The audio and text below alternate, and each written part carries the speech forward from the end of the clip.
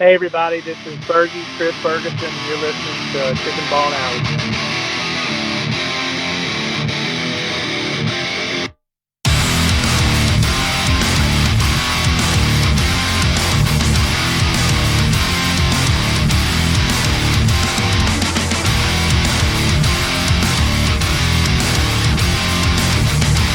This is Kyle Stripper, the High Side Tickler, and this is Chicken Bone Alley.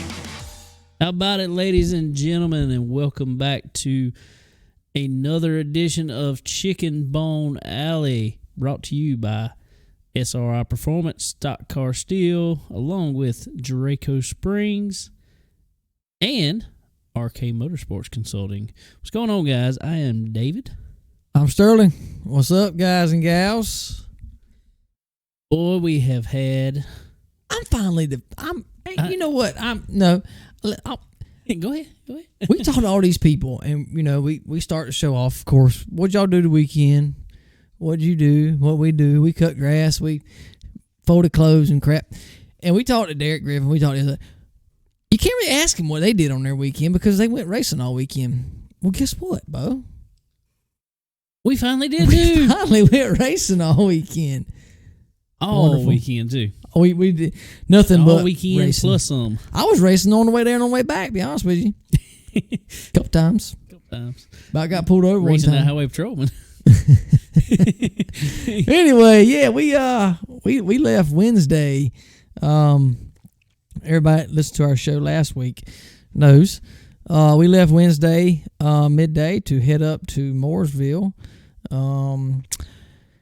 to go to SRI Performance up there in Mooresville in race shop country, I guess, or whatever you want to call it. But they invited us up there to do a live show, and I hope everybody listened. I hope everybody enjoyed it.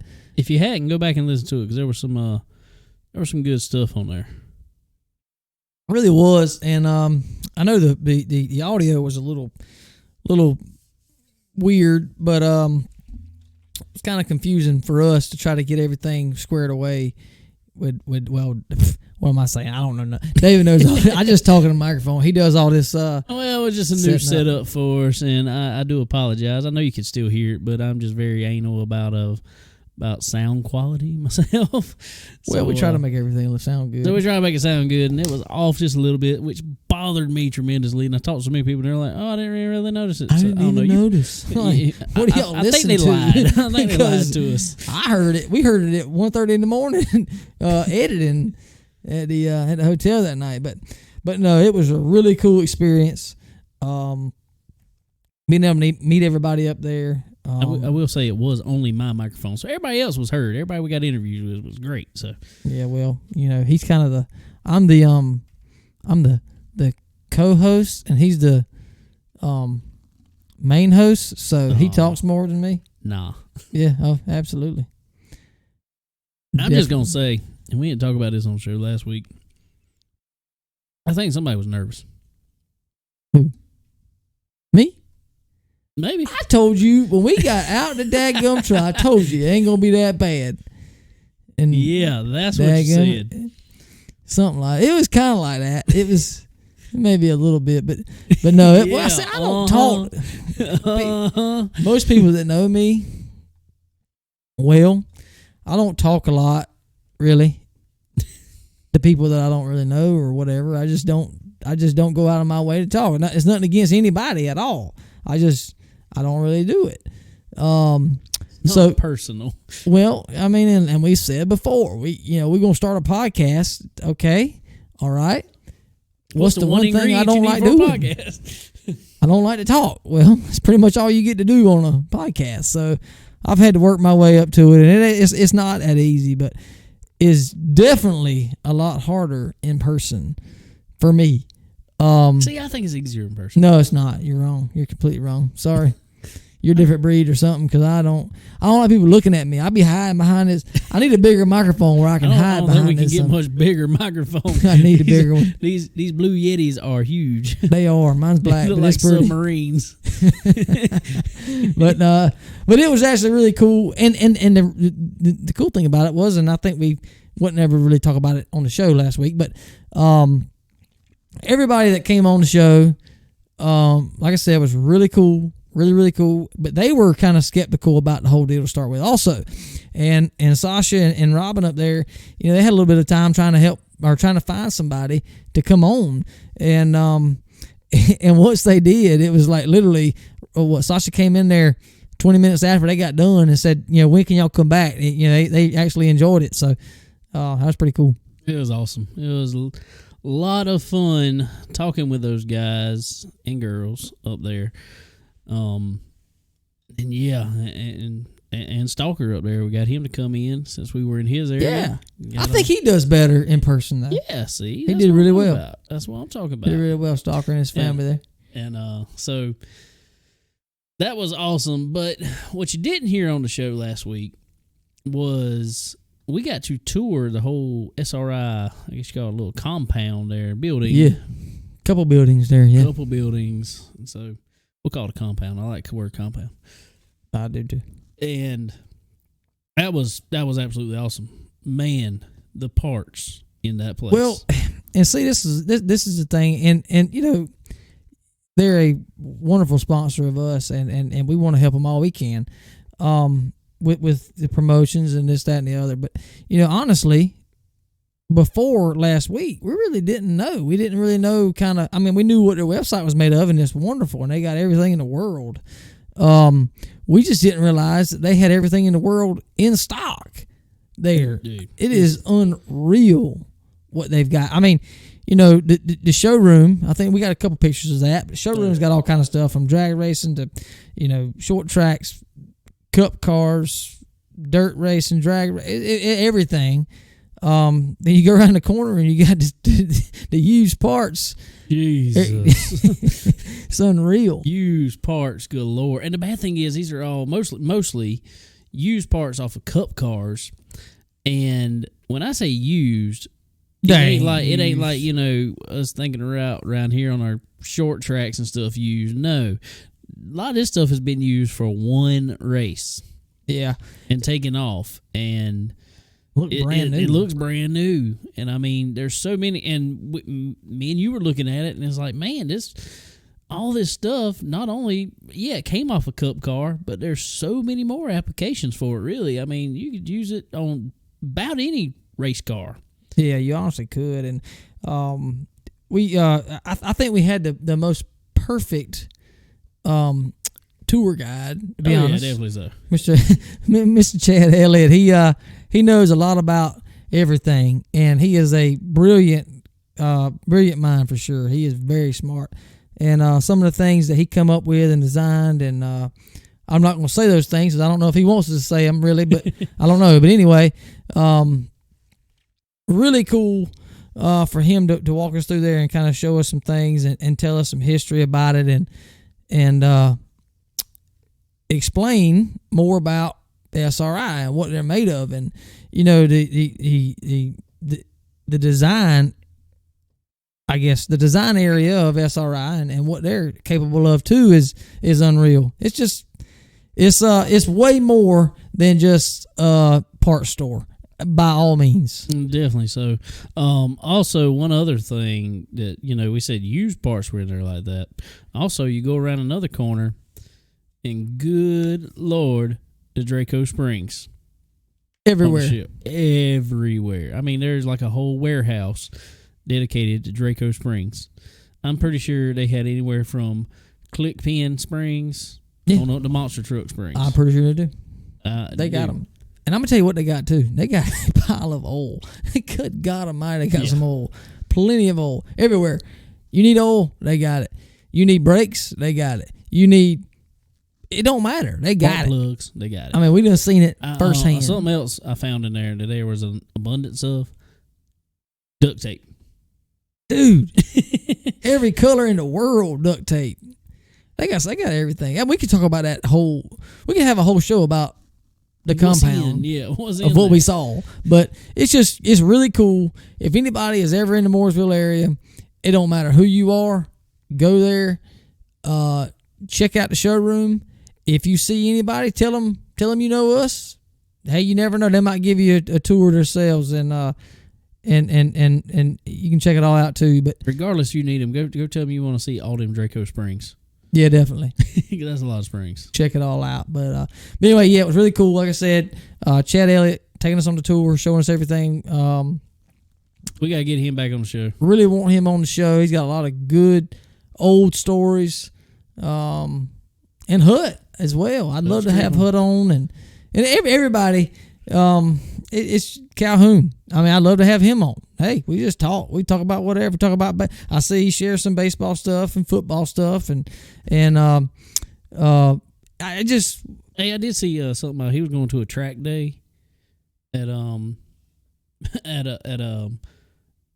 Carolina Motorsport Kershaw with his motorcycle, and he said he wants somebody to sponsor him. I mean, you think we can get a Chicken Bone Alley sticker on this motorcycle? I think we could do it. I mean, I hope we could do it. I mean, we might could buy him a Pepsi at a concession stand. possibly, but yeah, it was really neat. And then also, the other really neat thing, like I said, was them kind of just taking us in, making us feel like we were. Well, when I say somebody, I guess, because we really aren't. We just regular old dudes and just hanging out. And Robin took good care of us for sure.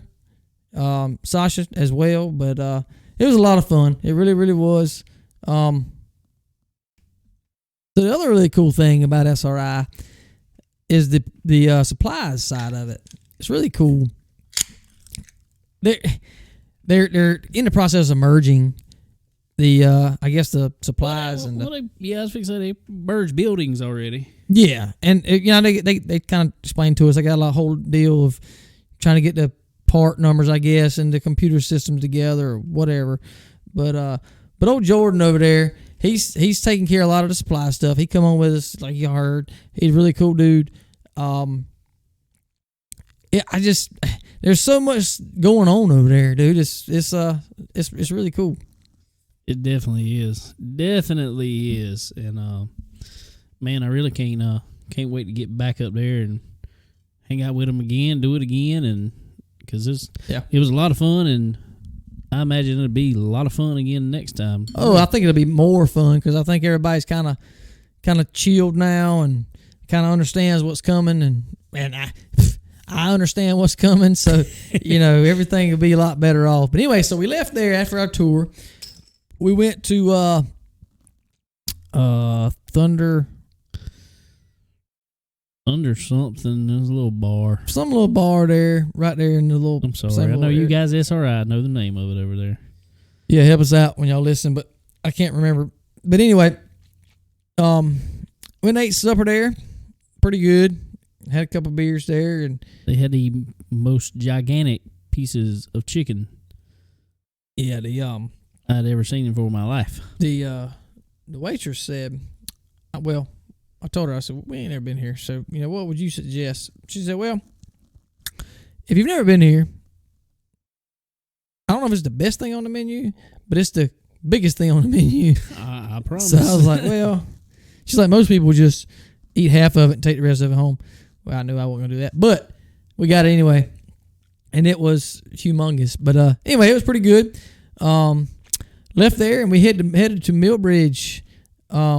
Really cool place. I've been there one time before with my daddy, and surprised him going up there that time a couple years back. Well, probably 2015 maybe, somewhere along in there, 16, I don't know. Anyway, second time being there. They've grown. The parking lot or the parking area has grown since then, and guess what? When we got there, it was packed. We ended up parking in somebody's yard. It's unreal. Dude, it's insane.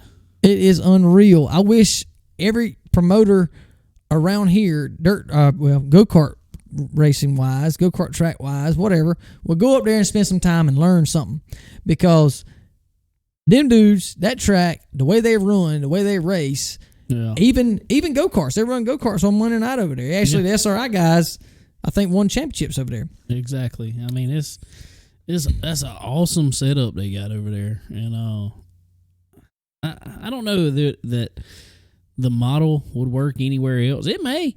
Who knows? Because it ain't only racing people, but they sell those things all over the world. Well, so. I'm not saying about selling. I'm just saying, as far as the model of racing that they do with so many nights a week. I agree. Yeah, I get you now. I agree with that.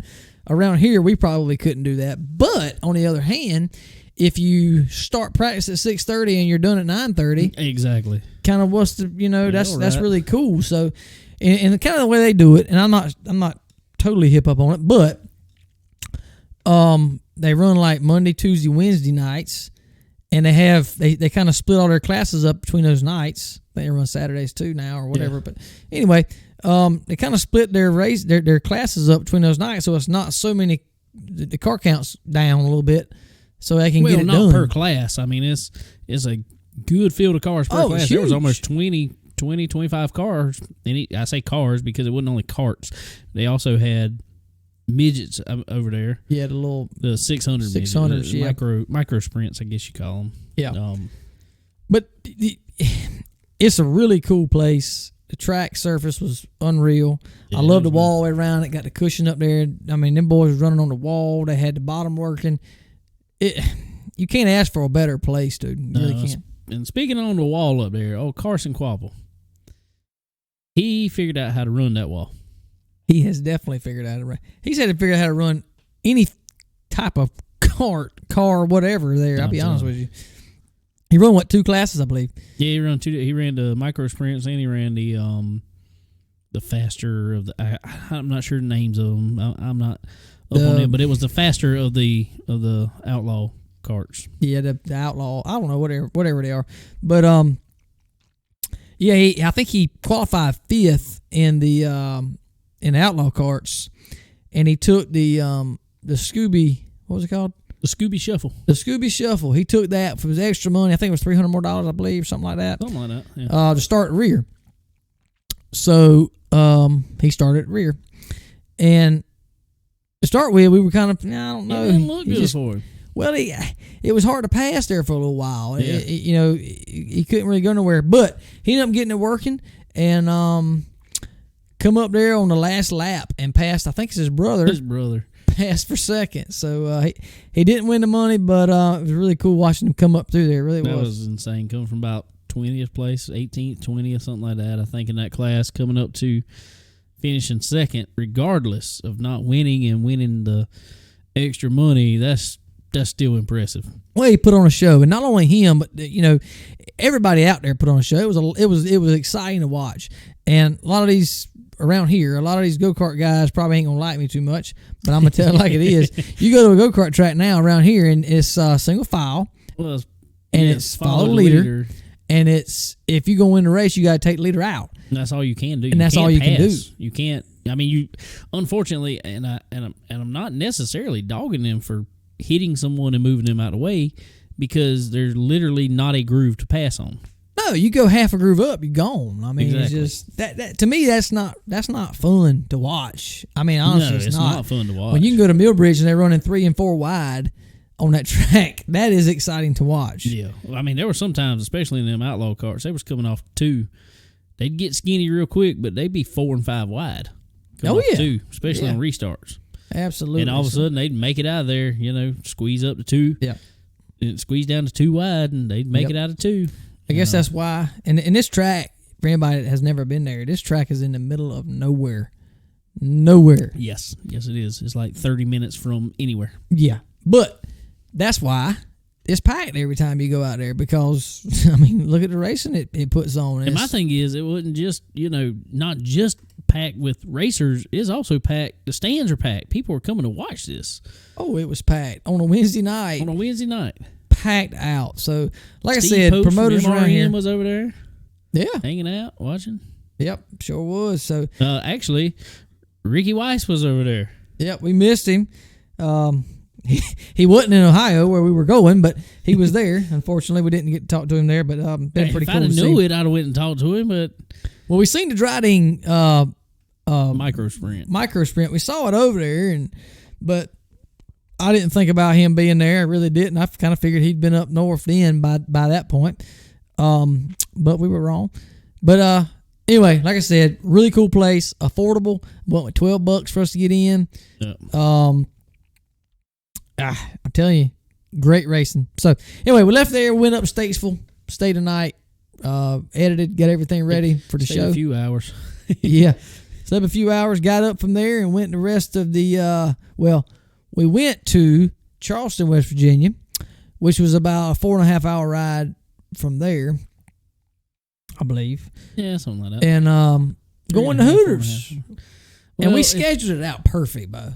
Yeah, we scheduled a trip up out absolutely perfect. We knew it was going to be a long ride back, but our trip up was spot on. I mean, that was dead nuts how to get there. I mean, Well, you know, without killing yourself. Right. And I mean, we know Hooters opens at 11. Yeah, So- and if y'all watched any of our Facebook Live videos, y'all probably know this story already. We're gonna but tell we're it going to tell it again again. So Hooters opens at 11. Hooters opens at 11. Excuse me. We figured, okay, we'll get there about 12. We'll give the old smoker time to get hot. It has to. And so we left Statesville accordingly. We got there at 12 o'clock. We get off. We come downtown. I've actually never been to this Hooters, believe it or not. And we get coming up to this where the building is, and David says, "Look at the sign, boo." And the sign says closed. And I mean, I'm a little bit ticked by this point. I'll be honest with you, because I just drove He's 4.5 absolutely hours livid at this point to get to his He's Hooters. livid at this point. So he we couldn't pull up even and- think of nowhere else to eat at this time. He No. just, let's sit in the parking lot for a second. We did. We actually did. So we sit there for a little while. David looks it up. It's closed for renovations, but I looked it up the day before, and it said it opened at 11. So what? Anyway, so we ended up leaving there. Whatever is what it is. Ain't what it ain't. Yeah, exactly. But we ended up leaving there, and we went on past Charleston, West Virginia. Yeah, a little bit north. Can't remember where we west. were at. I don't remember. But we went to a Wasn't Buffalo very Wild big Wing. town. Yeah, we've been to Buffalo Wild Wing. And I'm going to tell anybody that's from around Florence and goes to Buffalo Wild Wings in Florence, don't hold all the other Buffalo Wild Wings accountable for this. I'm telling you. Because the one in Florence ain't worth a crap at No, all. It's horrible. Terrible. I'll never go back there. But this one was actually really good. It was good. It was good. And I got wings there. I got wings. Now, were they smoked wings from Hooters? Nah. No, they weren't. But they were pretty good. I wasn't thoroughly impressed. I was full when I left. I'll put it that way.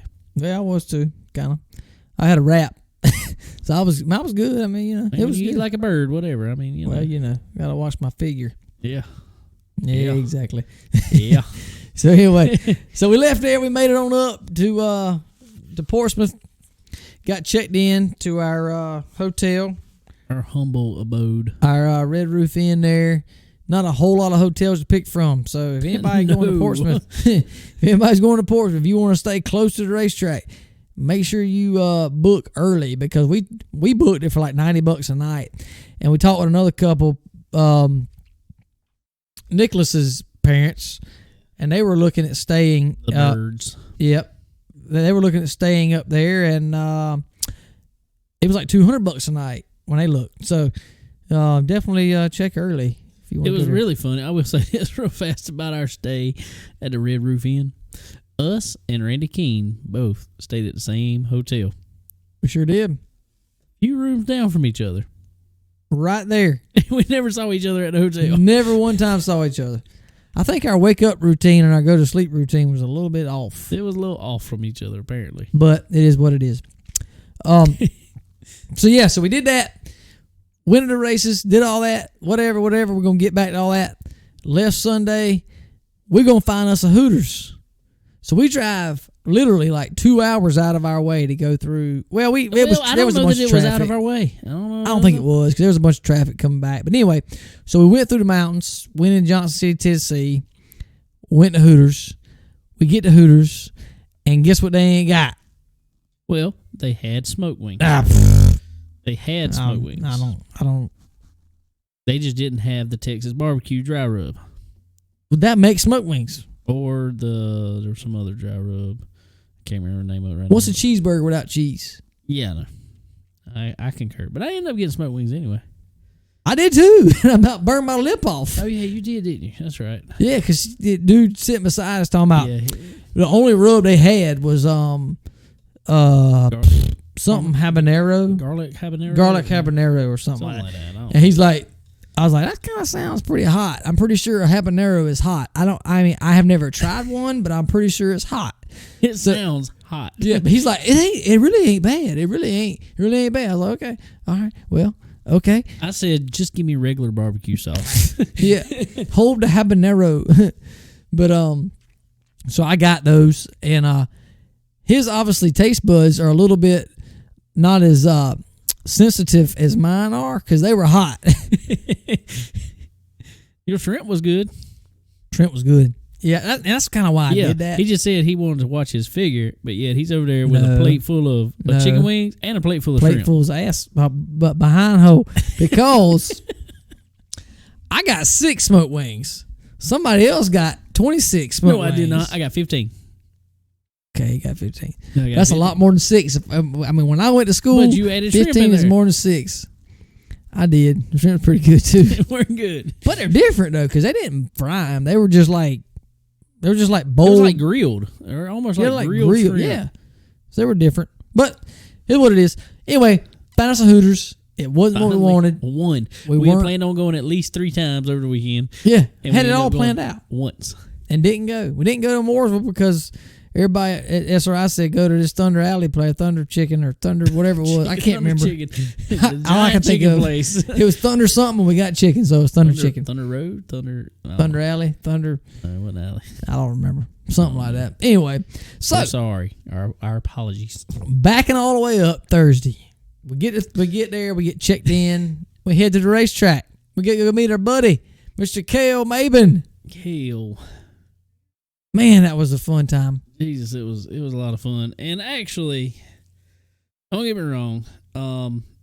Well, going into it real fast. We met up with Kale as soon as we got there. Going into it real fast, they were supposed to run the majority of the modified show I Thursday think all night. but the what? All but the A main. All but all but A? A main. Okay, yeah. All but A main was supposed to be run Thursday night. They get into, I think there was 80 cars signed up for that race. Pile of, It and that's was what's a pile of weird. them. If we going up there and look at the entry list, there's like 27 on the entry. I was Yeah, like, there I ended don't up think being that's right. 80. Yeah, it was a pile 80. of modifieds. Well, they run some hot laps. Get out there for qualifying. They did. I think they had 4 groups lined up. I think it was. Or Well, I something know like they had.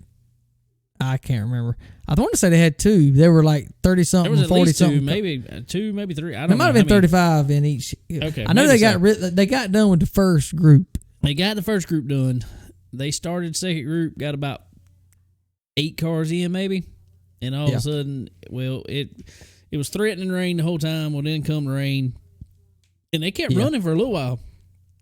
Yeah. But then all of a sudden, track got slimy enough that cars were they dropped down literally a second and a half. Yeah, I off knew the that pace, wasn't working. and so they had to kind of call it then. But that was probably actually good for us, honestly, Yeah, it really was. because at that point we were able to go back there, hang out with Kale and Ashley and Levi and Mr. Dale. Mr. Dale, what's up, buddy? I hope you're listening. Hope so. Yeah, that was a whole lot of fun. It really, really was. Seeing their little shindig they had set up back there, and makes me want to take a camper up there I'm telling you what, if anybody, see, that's a whole difference. and a boat. And a boat, cause And a boat. But dude, I'm telling you, man. I mean, a dirt track around here is nothing like a dirt track around there. No, That no. place is insane.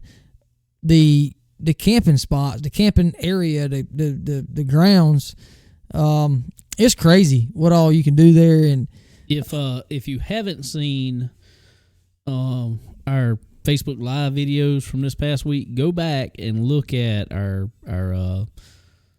what do we call it, the camp ride or the whatever. camp ride, I don't know. something like that. Because it's too much to walk. way too much to walk. Oh God, no. Yeah, thankfully, Kale and his family had a University of Kentucky, which I hope not to offend anybody, but I hope we beat Carolina. Gamecocks beats Kentucky. Yes, I hope, but probably not going to happen. But anyway, Yeah, it will. they had We beat Auburn for the first time since 1933. That's awesome. I mean, we played them 9 times since 1933, but we beat them for the first time since Hey, 1933. I ain't complaining. No. I think 1934 was the last time we beat Clemson, so I hope we can do that soon. But anyway, Seems that way. so anyway, they had them a nice golf cart that took us anywhere we needed to go, which helped us a lot for sure. But definitely a really cool place.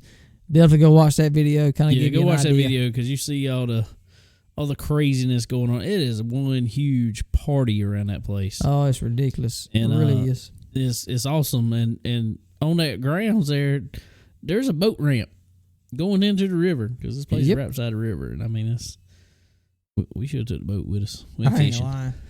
It's a really pretty place. I mean, it really is. It's awesome place to have a racetrack. Couldn't ask for a better location. Neat little downtown there in Portsmouth. Everything's just really, really cool area. Rolling Hills in Ohio is just really pretty. We looked up. I know we had rain on Thursday night. We looked up with great weather for the rest of the weekend. Got a little chilly. It definitely got chilly. It got Friday chilly. night. Well, it got chilly Thursday night. We come back and Mr. Dale had us a little fire going there, and we kept it all going and stood beside that and had a good time and got to know each other pretty well, and glad we got us a good friendship up north for sure, man. Definitely so. It was a ton of fun. We I mean, it was. We were treated with great hospitality up there, being the outside guys. But after we were there for 10 minutes, we felt like we was at our home track right down the road. Exactly, they made us feel at home, and I know Kel and Levi and all them. Ashley, y'all listen to us every week, and you don't know us from anybody, but y'all definitely took us in and made us feel welcome. So we do really appreciate that for sure. And it's not our last time going up there by any means. So, but we were scheduled to go, or planned to go with Kel and Levi, go and ride razors, go and ride side by sides at Kel's land and all up there at his house on Friday morning. Yep.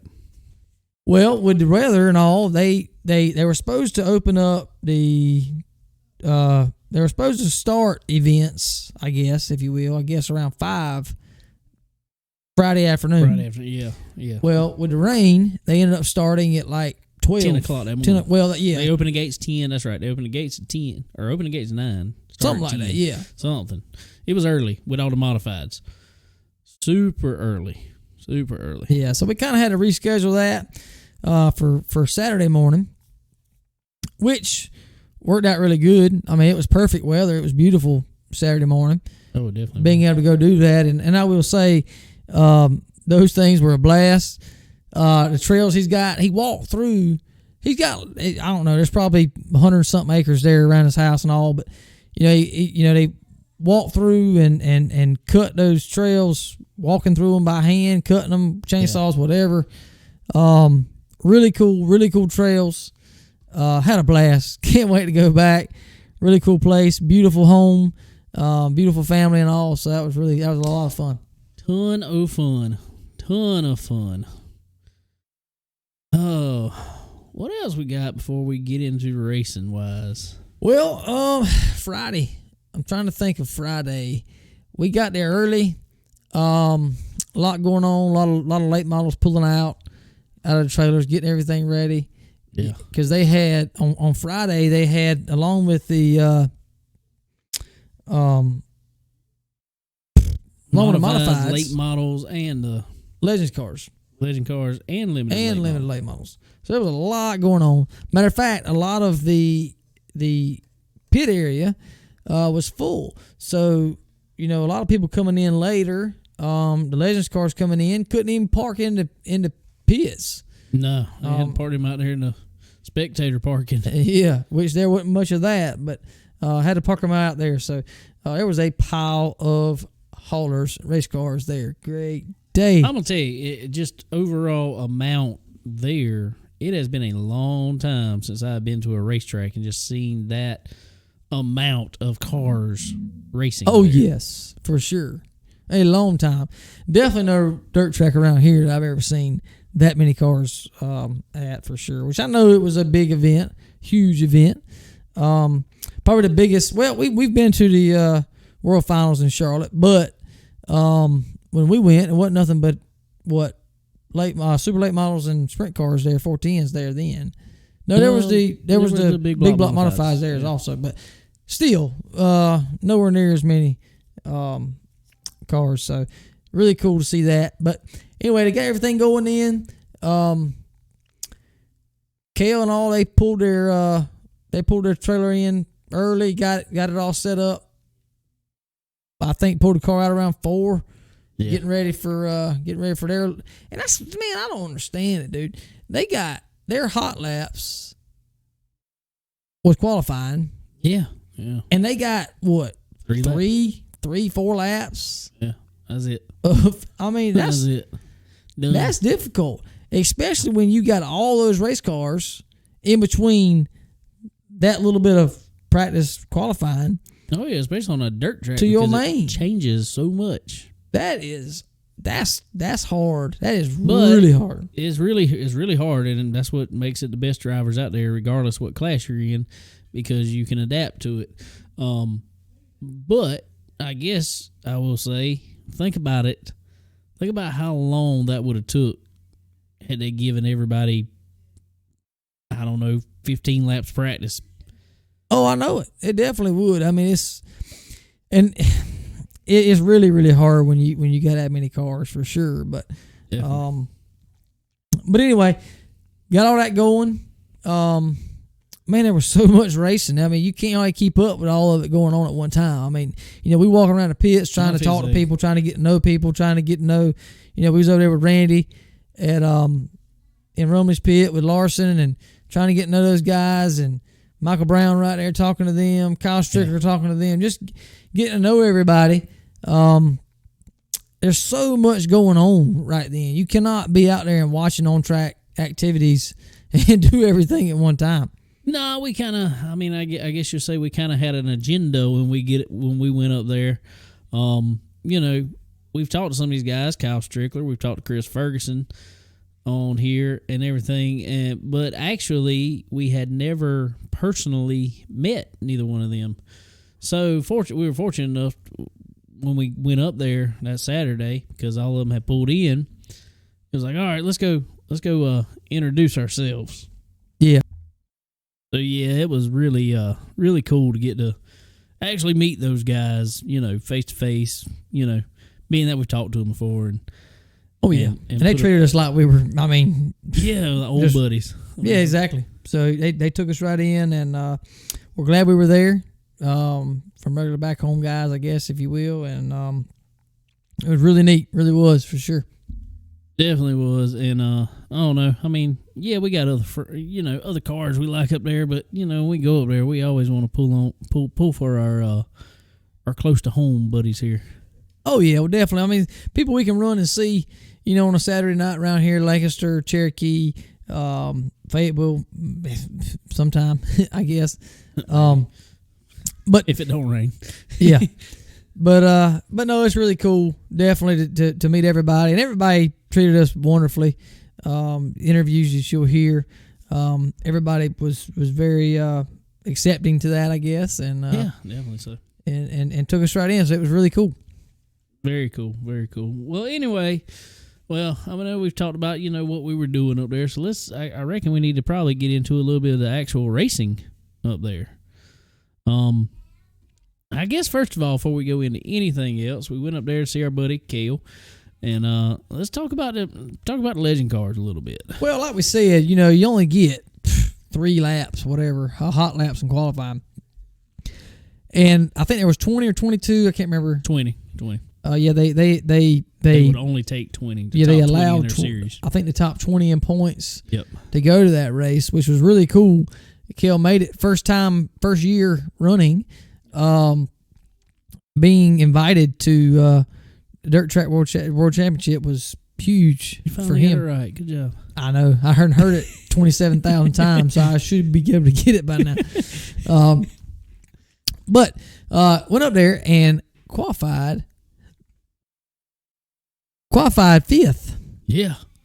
Fifth overall. Fifth overall. Fifth And- out of 20. 5 out of 20. I mean, it ain't bad. It That ain't is bad at all. not bad at all. It is great. So he started third, I believe, in his heat there, and held his own.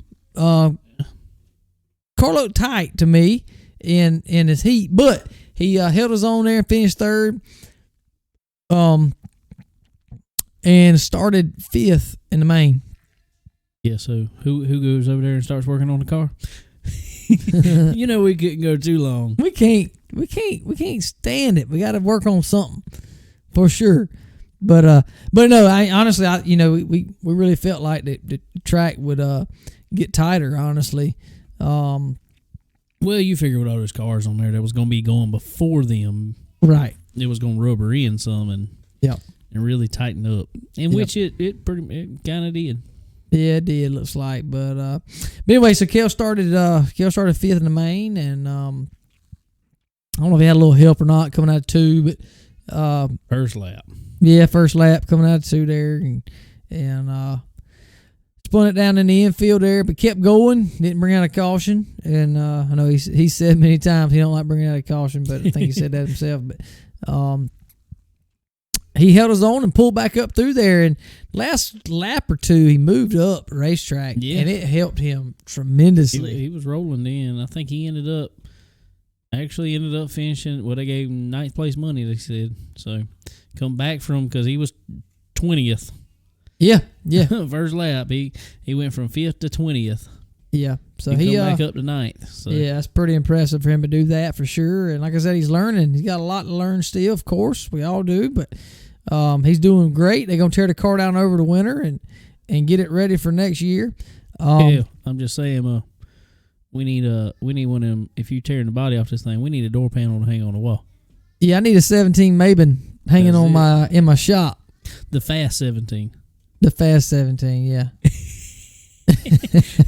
Little inside joke there. Yeah. Actually, Ashley ain't got nothing to do with that, does she? but no, it was fun, and I'm gonna tell you what, which it was good to see. And I'm not talking jump body by zero means. This is actually a good thing in my opinion. Kel was not happy with finishing. With getting 9th there. No, I think they disqualified one. He actually finished 10th on track, but they disqualified one. Yeah, okay. For a brake issue. Okay, well, yeah, we walked around the corner and I heard him throwing stuff in the trailer. I was like, "Great day, boy! What in the world?" I thought the steering wheel done fell off again. Yeah, the steering wheel came loose in the heat race. In the heat race, yeah. Yeah, so he was driving it. He was doing a little extra turning on that thing. Yeah, for sure. But anyway, a lot of fun again, Kel and Kel's family, everybody, Levi, Ashley, everybody. Thank y'all, Mr. Dale. Yes, sir. Thank y'all very much for having us up there and taking care of us while we were there. And Mr. Dale can cook. Yes, sir, he can. Just saying. He keeps you full. He will definitely do that. Cheeseburgers, chili. What Yeah. else you need? Went and ate Bob Evans in the morning and come back and had good food there waiting on us, man. You can't beat it. Sure can't. And I'm just gonna say because I had never eaten it up there before. You know, we eat some South Carolina barbecue around here, and I don't think there's anything better than South Carolina barbecue. I'm just saying, just my opinion personally. There ain't nothing better than South Carolina barbecue. But the track up there had some Ohio apparently, or maybe Kentucky. I don't know, because we was right there on the border of Ohio, Kentucky, West Virginia, all that jazz. Anyway, they had some barbecue sandwiches at the track. They wasn't bad. No, they weren't. They weren't South Carolina, but they wasn't bad. No, they weren't bad. They were actually pretty good. I enjoyed it. I sure did. Me too. So, but yeah. So after that, we had actually before that, we had all the heats for the supers. Yeah. And I will tell you right now, like we said, there's a pile of people at this racetrack. A pile of people. Well, hanging down in the pits and doing this and doing that and chasing here and there and hanging out with Randy and learning and we go up to watch the heats, and there's not seat one to be found. No, you ain't gonna get a seat. You ain't gonna get a seat. We this was one of them weekends we had to concede to, and we knew it about the time we walked up there. We were gonna have to concede to standing on the fence in a turn. Yeah, and I will say, thank the Lord for sponsors, because they got some daggum. They got sponsors. They got the banners, zip tied to from entering 3 around about start of 4. Yeah, they got banners zip tied to the fence there, and it's about crotch height, so it's actually really good. Well, there was a reason we moved down there. Yeah, we started out not in that area. We was like, hell no, we're gonna be able to see. We're gonna be good. We was wrong. Way wrong. Well, I knew that. I mean, we've done it before. We did. Well, we have. Well, we've done it many places. But in our offense, they had been running bottom all night, so we were like, okay, we're gonna be fine. We can be. And when they started the race, they were on bottom. And then all of a sudden, one person decided to move up, so the entire field moves up one lap. Yeah, it didn't take us long to move behind the crotch banners. I'm telling you right now. The crotch protecting banners. Them things. And I will say, I have knocked face masks from day one. I have. I don't like them. But I won't go to a dirt track without one again. The net gator, though. The net gators. Yeah. You can't beat them. The only problem was, and we're going to have to get something. The only problem with the net gator was my glasses stay fogged up the whole time. You need your clothespin to put on your nose. I think so. That's all you need. I started breathing in and out my mouth. That's all you need to do. But you go home, you ain't got dirt in your mouth, you're good to go. Well, you ain't got dirt in your mouth, but good God, I had it everywhere else. Oh, but I washed everything when I got home. I threw my truck in the wash machine. I had stuff everywhere. It needed it. It was horrible, but I ain't lying. That dirt wouldn't even come off the whole way back. No, it wouldn't. I figured it'd blow off, but nah, it ain't blowed off. We needed a good rain on the way back is what we needed. Sure did. But so anyway, the heat races were actually really good. I don't remember all of them. There was 6, I think. Took top 3 in each heat. Yeah. Everybody else went to the B mains on Saturday night. But I remember Scott Bloomquist won. Yeah. Tim McCready won. Let's see who else. Chris Ferguson. Man, he dominated that heat, son. He looked great. Let's see. One I can't remember right now. Anyway, Ricky Thornton Jr. Was Ricky Thornton Jr. that won? Pretty sure he won one. Anyway, there was a bunch of them. I can't remember all of them. There was some pretty decent racing back in the pack for third and fourth. Yeah, especially for the transfer spots, especially. Yeah, the leaders pretty much in every heat just pulled on off. Yeah. They had a half straightaway or so lead, and they just sat right there. But it was actually some pretty good racing that night. And the track, surprisingly, they worked the track, 2 times? Something like that night, or that day. It was coming apart a little bit on them. And when the modifieds got out there for hot laps and for the second round of qualifying, or second group of qualifying, if you will. But anyway, pretty good racing. Set up for a lot of guys. We sat out there and was watching Kale's race, and Ashley and Nicholas and all them running Legends that night. And it's actually the happiest I've ever seen Scott Bloomquist. I'm telling you, he come riding out on the 4-wheeler because some boy that was with, or he gave some boy a ride out there that obviously was doing something with one of the modified teams. Yeah. And he come rolling out there. His heat was over, 2 hours before this at least? At least, yeah. He's still wearing his driver's uniform. And by this point, it's like 31 degrees. And I was fixing to say, I might not blame him, though, because it's probably warmer than we were. But he's still wearing his driver's uniform and riding around on the 4-wheeler, giving the boy a ride. He rode him out on the front stretch, pulled down in the pit infield to wait on him. When he got done, he rode him back out. Smiling like just as happy as he could be. I'm telling you, it was good. But that was cool. Glad to see him had a little bit of luck there.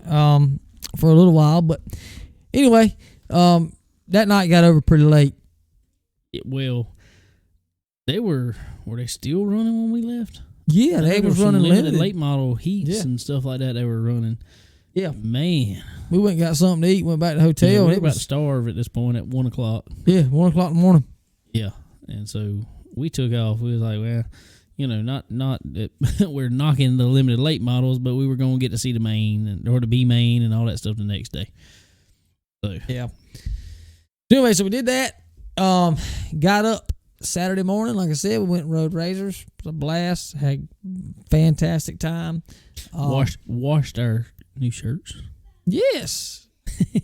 It was perfect timing for the Razors though. It worked out great because we were like, man, we got these nice Chicken Bone Alley shirts. That we only had time to get one made. Yeah, with RK Motorsport Consulting, SRI, and Stock Car Steel aluminum on the side. And, we wanted to wear them, especially on Saturday night. So, Kel was nice enough. Take them. He said, hey, bring them to the house. We'll wash them. Yeah, we'll wash them up. All right. So that was cool. So we rode for a while. We came back. Kel put them in the dryer. Come back. They was all nice and hung up and pretty. He said, you want me to iron them? Nah, don't worry about that. Speaking of Kel real quick, and I should have did this a little bit before now, because this was back from after his race on Friday night. We got an interview with him actually on here. So let's play it real fast. Ladies and gentlemen, we are finally coming from you out here at Portsmouth Raceway in Portsmouth, Ohio. We finally got up here to see our buddy Kel Maben run his legend car here, and started pretty good. Started fifth, lasted, for a turn and a half there. Tell us what happened out there. I guess I got turned a little bit in the spun me out, but I just spun it out, kept going, and didn't cause a caution, and just tried to work my way back up through there and tried to stay with them. Cool, man. Well, it happens. Unfortunately, that's racing. This is racing. But I'm going to tell you what, man, it has been so much fun up here this weekend. We've had a blast. I know you'd have had a little more blast if you'd have finished a little better there, but it's all right. But we've had a blast up here. Thank y'all so much for having us here at the Ohio Valley Legend Car Series and getting to hang out with y'all and pretend like we could work on a race car for a little while. So we appreciate it, man. I thank y'all so much for coming up and just hanging with me and hanging with my crew. And just y'all helped me so much. And we got those Chicken Bone Alley stickers on the car, and didn't do as good as some of the other guys that run the sticker. But we had fun. My goal was to make the Dirt Track World Championship race, and I did. And we started fifth and ended up 10th, I think. So all in all, and we got bringing the car home in one piece. So all in all, it was a great night. That's right, man. And hey,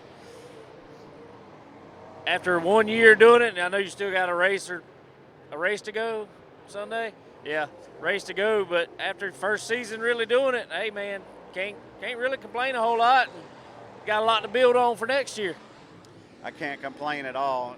The last half of the season was just so awesome. I mean, I just started running better, and thanks for the help from a lot of people, and just, I don't know, I'm just so excited for next year, but we're going to do a lot of work to the car to get me better. So season 2 will be at 50 years old. There you go. That's what I'm talking about. Who, on your card, tell us everybody that helps you on there. Everybody you want to thank. I want to thank Scioto Smiles. That's my wife's dentist office. I want to thank Southern Ohio Speed Shop with Ashley Tackett. I want to thank Chicken Bone Alley. They're on the car now, and it's going to stay on the car. I want to thank one of my crew guys, Levi Morris. He's been with me for last half of this season, and it's just a huge help. I really appreciate him so much. He just volunteers basically, and it's awesome. He helps me out so much. Cool, man. Well, like I said, it's been fun up here, and we definitely go get up here and do it again. Yes, sir. We can't wait. Tomorrow morning we're going to go ride some razors and stuff out in the country, and then we're going to come back and watch the Dirt Track World Championship for $100,000. That's right, man. Well, cool. Well, appreciate it, and we'll be talking with you soon. Thank you, buddy. Later. Got him back on there again. There he was. There he is. Almost. Well, we was gonna get it on here regardless, but almost forgot it at the right time. We got so much going on. Okay, I apologize, bro. we got a list about 2 pages long and stuff. Remember, and we skipped a couple. Oh, but we wanted to get some more. We wanted to great. get. Oh yeah, absolutely. We wanted to get Ashley on there and wanted to get interviewed we gonna with get Nicholas. her on here. Oh yeah, Ashley's gonna come on with us. She's gonna have her a designated show. Yeah, Talk about the shop and everything. So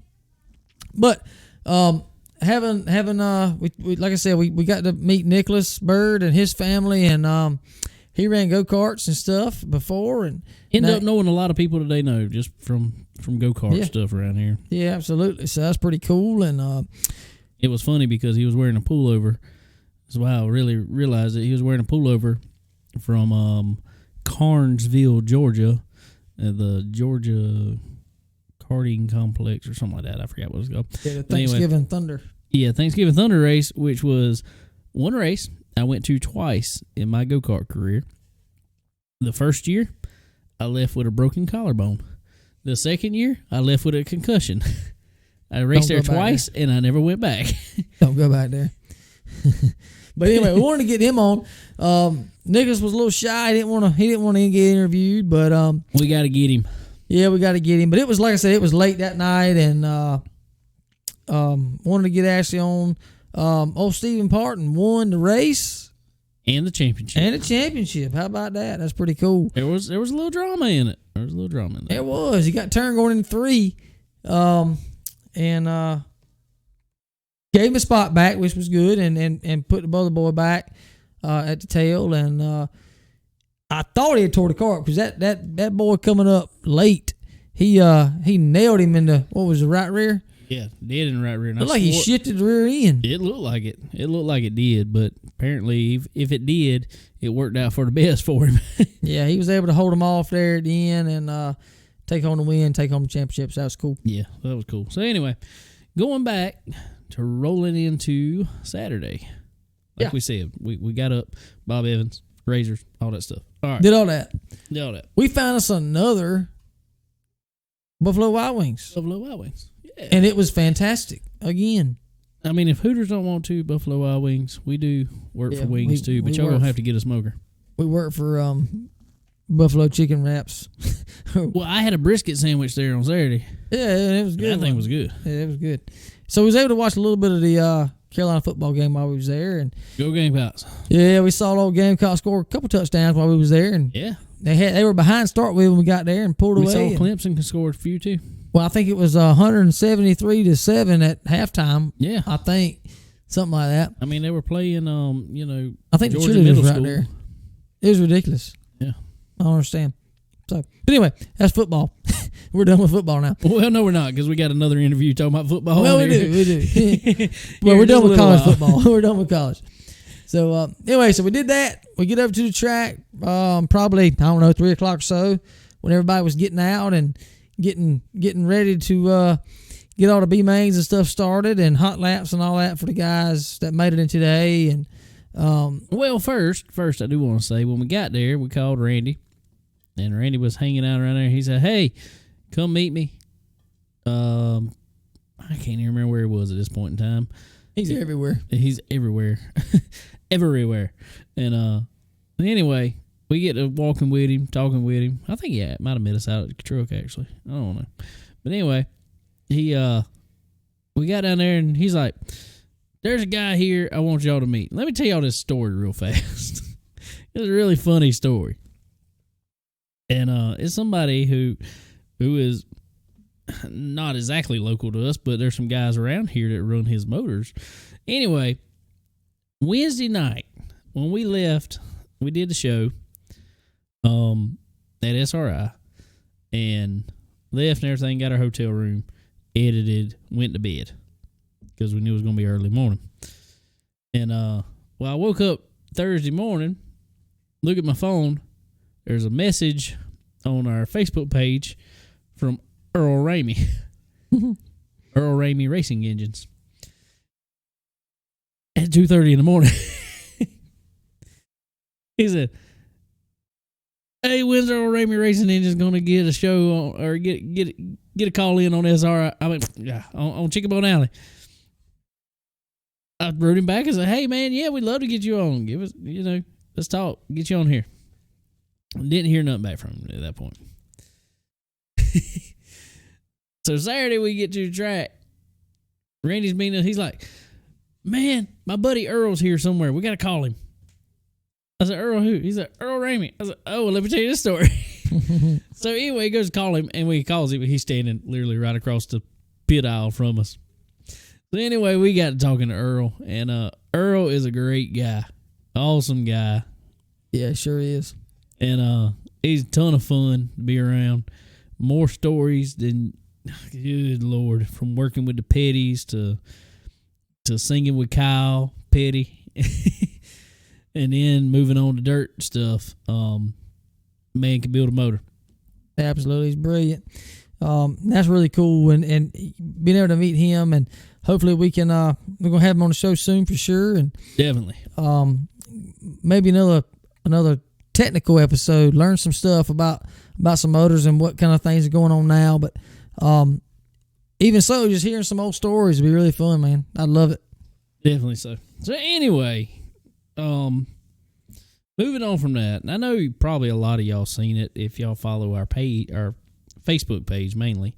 We went live quite a few times, which is unusual for us. We never go live on our Facebook page, but we went live on the way up there. Also went live quite a few times at the track. And I know a lot of y'all seen it. Randy King was in a lot of the videos talking brake talk, showing what he's doing. Well, fortunately, we got a pretty up close and personal view with number 6 Rumley Engineering Kyle Larson ride. Yes, sir, we did. We was able to get right in his pit, and they took us right in. I'm telling you, Randy, he looked out for us a lot. He really did. He gave us a lot of good ins and outs, and helped us a lot to get some of the interviews we got, and some of the relationships that we've gotten so far. So, Randy, if you're listening, thank you very much for that, for sure. But enjoyed being able to spend time with you too, and getting to know you some as well, and looking forward to seeing you in the future soon. But yeah, that was really cool. But I will say, Kyle Larson is somebody that's kind of difficult to pin down. He's kind of a little quick one. Yeah, well, and I completely understand it. We kept saying we wanted to, try to get him on the show. We didn't. We weren't able to get him on the show. We actually spoke to him a couple times, and it wasn't that he said no about being on the show or anything. We just weren't. They got him so, I don't know, I guess you'd say pressured around there. And plus he didn't have a good weekend. If he'd had a better weekend, we probably got him on here. Yeah. But that dude, I kind of feel for him in a way, which I mean, it's a good thing for him, but man, he's in the trailer, and granted, this trailer that they're in that Kevin Rumley and them are running out of, being that it's not a full-time car, it's not a full-time deal, it's just, come when they can and run a race. They run a single-car trailer. And so Kyle is literally standing there in the trailer. There's no doors or anything on this trailer to get away from anybody. Everybody just staring in the trailer at him the whole time. Yeah, while he's getting dressed. While he's getting dressed and everything else. And they're just piled around the car. Well, as soon as he walks out the trailer, they just pile on him, trying to get pictures and autographs. But I will say in dirt racing's defense, I guess you say, being that they allow that, it's not like NASCAR and you can't ever get nowhere close to the drivers. Being that they allow it, it actually was one of them things that, everybody was up there for a little while, and then all of a sudden they left and went and watched races. Right. They got what they wanted, turn around and left. Yeah, when you And he was really cool about it, honestly. Oh, he definitely was. I mean, and he got a lot going on. I mean, definitely. I mean, but after a while, after he got there and got changed and did a little bit of autograph signing and picture taking and whatever, he walked right up to the fence and watched some of the heats. And yeah, I think that's the thing that's wrong with NASCAR. Like we said before, is when you got a fence in between them, it makes it a lot harder to be normal, I guess.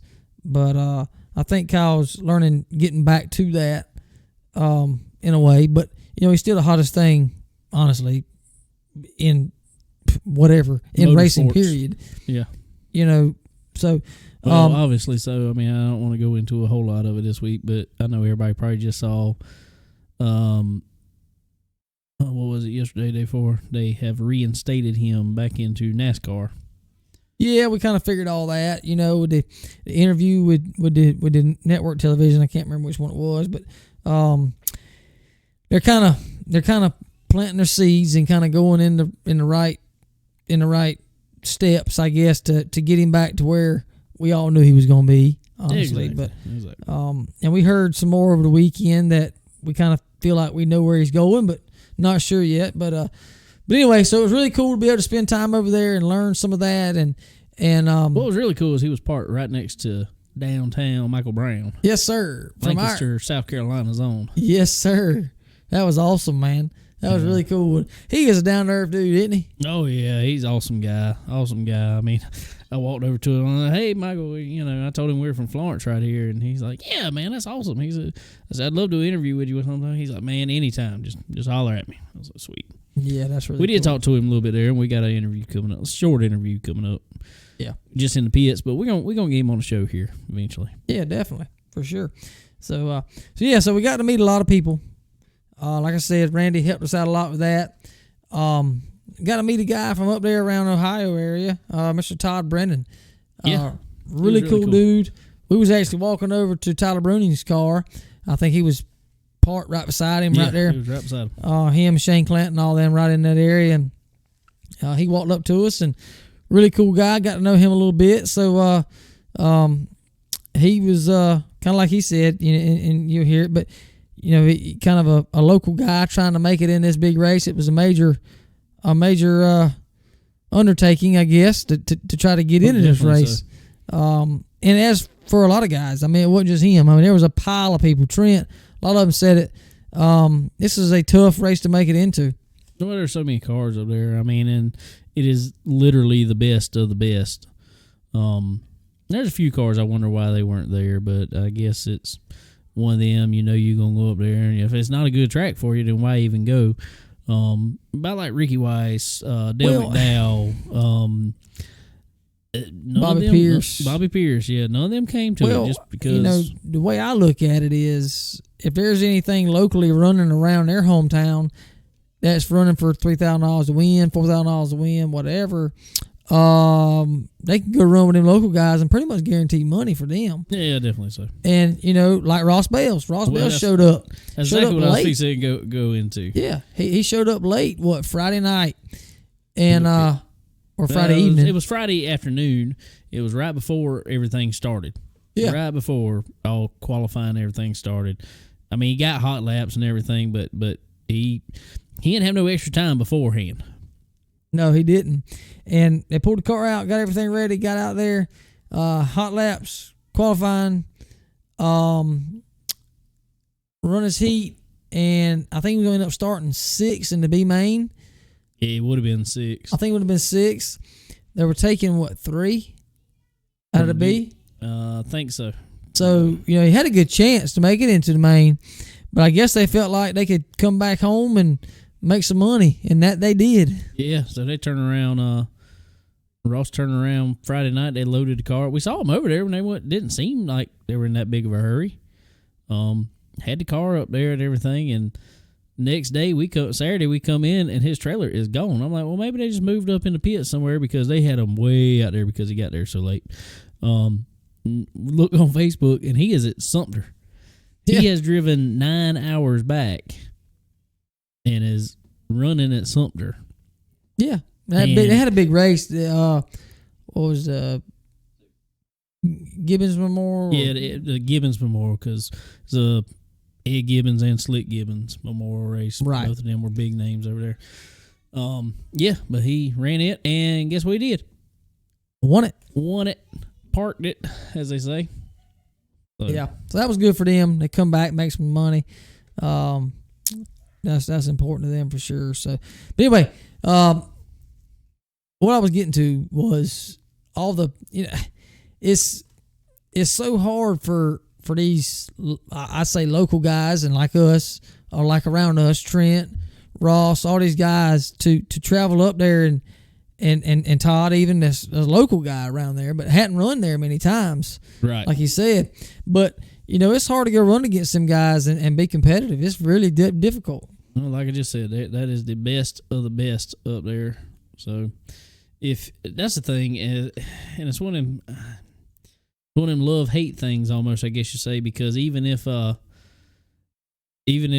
you go up there and you don't run awesome, but if you make the main, you did something, honestly. Oh, definitely. Yeah, for sure. So, I mean, it's a double-edged sword, because the thing is about it, if you do, from what we found out, first place was 100,000. I'm not sure what second place was. I don't know what but it dropped quickly. Yeah, I don't know what the actual purse payout was, but it dropped out quickly. And I know they were paying money for the non-qualifier race, which was after.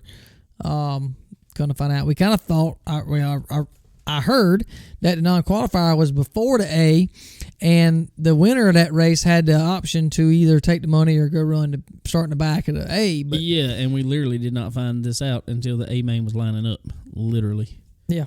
But anyway, real fast. I say real fast. Before we get into all that night's racing action, let's we got a whole pile of interviews from there. So what I'm going to do here is we're just going to let these interviews run through, because all of these were taken before, or we did all these interviews before the B main. So let you hear from all these guys real quick. The only one that wasn't was Tyler Carpenter, but we'll talk about it here right after you hear all the interviews. All right, ladies and gentlemen, we are up here still at Portsmouth Raceway in Portsmouth, Ohio, hanging out in the toter up here, actually, with our buddy Trent Ivy. Trent, what's going on, buddy? Just, man, like they say, like a big girl at prom. We're just happy to be here. That's what I'm talking about. Well, cool, man. Well, it's finally awesome to actually get to talk to you, because we've been talking about it forever. Back when you were running the iRacing stuff. Because we were talking about, we was like, man, we need to get Chicken Bone Alley stuff on Trent's car on iRacing, because there wasn't nothing else going on. So, but it's cool to be able to talk from somebody from home state, South Carolina. Yeah, we're a long way from home, ain't we? But it is a pleasure being here. You always, like, I was a kid watching Daddy race, and man, I never would have thought I'd get to come up here and race against Bloomer and McCready, and honestly, it's a dream come true for a little guy like me. Well, man, I tell you, I mean, I know tonight, well, you got starting to be main there, but the car don't look bad. I mean, what you think about it? Heck, man, it might be the driver for all I know. I don't know. We just add our roots here, and just it's a whole different ball game from Cherokee and Carolina and all that stuff. So we got some little adapting to do, but. Man, I see that water truck out there. That'll help a lot right there. I promise you it'll help, because it got dusty last night. It was slick. It was nasty looking out there. So what you feel about it tonight there? What you think you got to be? Man, I don't know. We got a bunch of people to help us, like all the guys from Longhorn and Fox, and just there's so many different places that they go and they learn, and we kind of stuck at home a little bit because we work and we don't get to go on the road like we need to, but we talked to all them, and Overton's a good buddy of mine. He tries to help me, so we got all the guys in our corner. We just, like that old saying, you just got to put one night together, I guess. That's it, man. Well, another thing we got in common up there, see, you got the old SRI stickers on the car. Tell us a little bit about what you get from there. Well, Josh Flynn works up there. He's always been a really good friend of mine, and he helps us out. You know, he drags the trailer, the SRI trailer to Cherokee most of the weekends. And, you know, I grew up racing there and raced there the last few years weekly, crates. And just got to know Josh real good. And, you know, he got me in the click with everybody. And, man, they really do take care of us, you know, as far as springs. You know, they supply the Draco springs and, you know, tear-offs and, you know, slick mist to clean the car. You know, they got it all, and that's a good thing to have at home and to be real tight with them. Oh, it definitely is, and that's like I've told them up there. I got a little street stock, and I call them. I'm gonna be calling them for everything because I just got that thing because they got it. Whatever, like you just said, everything down from the late models on down to my little stuff, and they got everything you want. Well, cool, man. Well, I tell you what, buddy, we ain't gonna take up much time here. We're gonna, but I promise you, you're gonna see us standing over there on the fence tonight, pulling you on, getting you up there in the top 2 of that B main to make it today. Oh man, well, I'm glad we at least know some more people from our area because right now it's been a ghost town. You know, thank God some people come by that we knew and like y'all, and we kind of a little loner out here, but man, we got to get in a race. That's right, man. Well, like I just told you a minute ago, we're gonna have to catch up with you when you come on vacation down there to the beach and stuff, and we're gonna hang out down there. That's right. Yeah, I look forward to that, and I'm ready for summer again. I hate this cold weather. It got cold up here last night too. Well, cool, man. Well, we sure appreciate you giving us a little bit of time, and like I said, we'll definitely be pulling for you, and pulling for what'd you say dog's name is? Emmy the dog there. Trying to keep her calm down over here, but she ain't having no more of it. She's ready to go. Sterling found a friend finally. All right, man. We appreciate it, and we'll be talking with you. Thank you, man. Thank y'all. All right, everybody out here walking through the pits. Got our buddy Chris Ferguson. Fergie, what's going on, buddy? Oh, just having a good time out here. Happy to see all the fans and happy to be racing for 100,000 tonight. Man, we're a long way from Carolina. Yeah, definitely. But I'll be honest with you, this is probably one of the better trips for us. You know, I think you know, Eldora, Florence, everywhere else is a little bit farther than this. This don't really seem like Ohio because it's, you know, 5.5, 6 hours from Charlotte. So it's not terrible at all. No, not at all. Man, heat race last night. Man, that thing looks awesome out there. Yeah, we had a good hot rod. The Team Zero race car and Fox Shocks got us hooked up, and Clement's motor ran great. So hopefully we can make the right adjustments and be just as good tonight. Awesome, man. Awesome. Well, we will definitely be up there on the fence pulling for you and stuff. We got to go see your buddies down there at SRI this past week. We did a podcast from SRI. You been talking with them lately? Yeah, definitely. Luckily, I talk to Eric there every couple of days. I order a bunch of stuff from him for work too at Butler Built Seats. So I order stuff for the race car there, and I order stuff from work, and just happy with all the guys up there. My buddy Kyle Armstrong's starting to work there. I think next week or the week after, which I'm pretty excited about that, which I've already got about 10 friends that work at Stock Car Still or SRI. So I'm pumped about it. You know, I like them. I love all the guys up there. Well, man, you're wearing this Panthers jersey. What you think about them this year? Well, I'll tell you what, they turned the page. And Teddy is I told everybody, I was like, you know, we lost to 2 really good teams. We did, yeah. You know what I mean? And like, I told them, I said that the Raiders are good. You know, that running back they have is Kansas City. Oh my gosh, that's what I'm saying. And then Tampa Bay's good. Of course they're going to be good. They were good last year, and then they got someone who doesn't like throwing the ball to the other team. So Exactly. So I think we're, you know, there's been years where we dominated. The Panthers have, and then they made it to the playoffs. I'm hoping we can have like a Giants year where you just get into the playoffs and then you get on the roll during the playoffs. Right. You know, that's right. We pull for Teddy.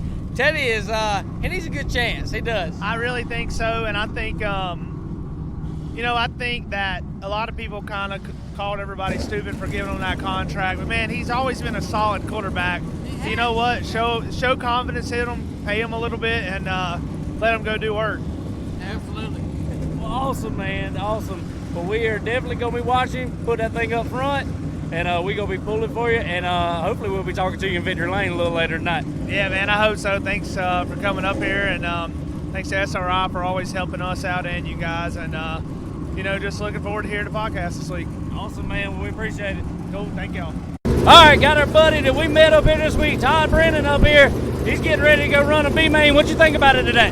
Well, I'm hoping the track's a little better than yesterday, and we make a little better adjustments today because we wasn't very good yesterday. Well, that's going to be awesome, man. Well, I'm going to tell you what. I know y'all getting ready to go out. We ain't going to take a whole lot of your time, but we definitely going to be up there pulling for you, man. Who all in your car you want to thank for this weekend? Well, Hot Shot 107 is one of our new sponsors. I'd like to thank them, and Wheeling Auto Body helped make all this happen.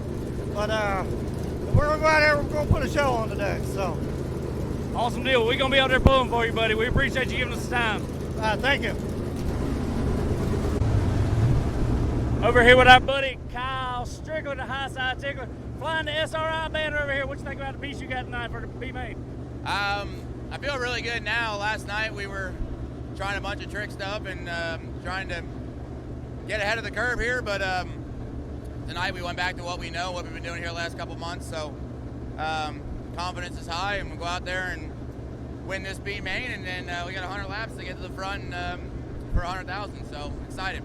That's right, buddy. Well, we're going to be definitely pulling for you up there to win that 100G, and appreciate you giving us a little bit of time, and it got quiet all of a sudden. Yeah.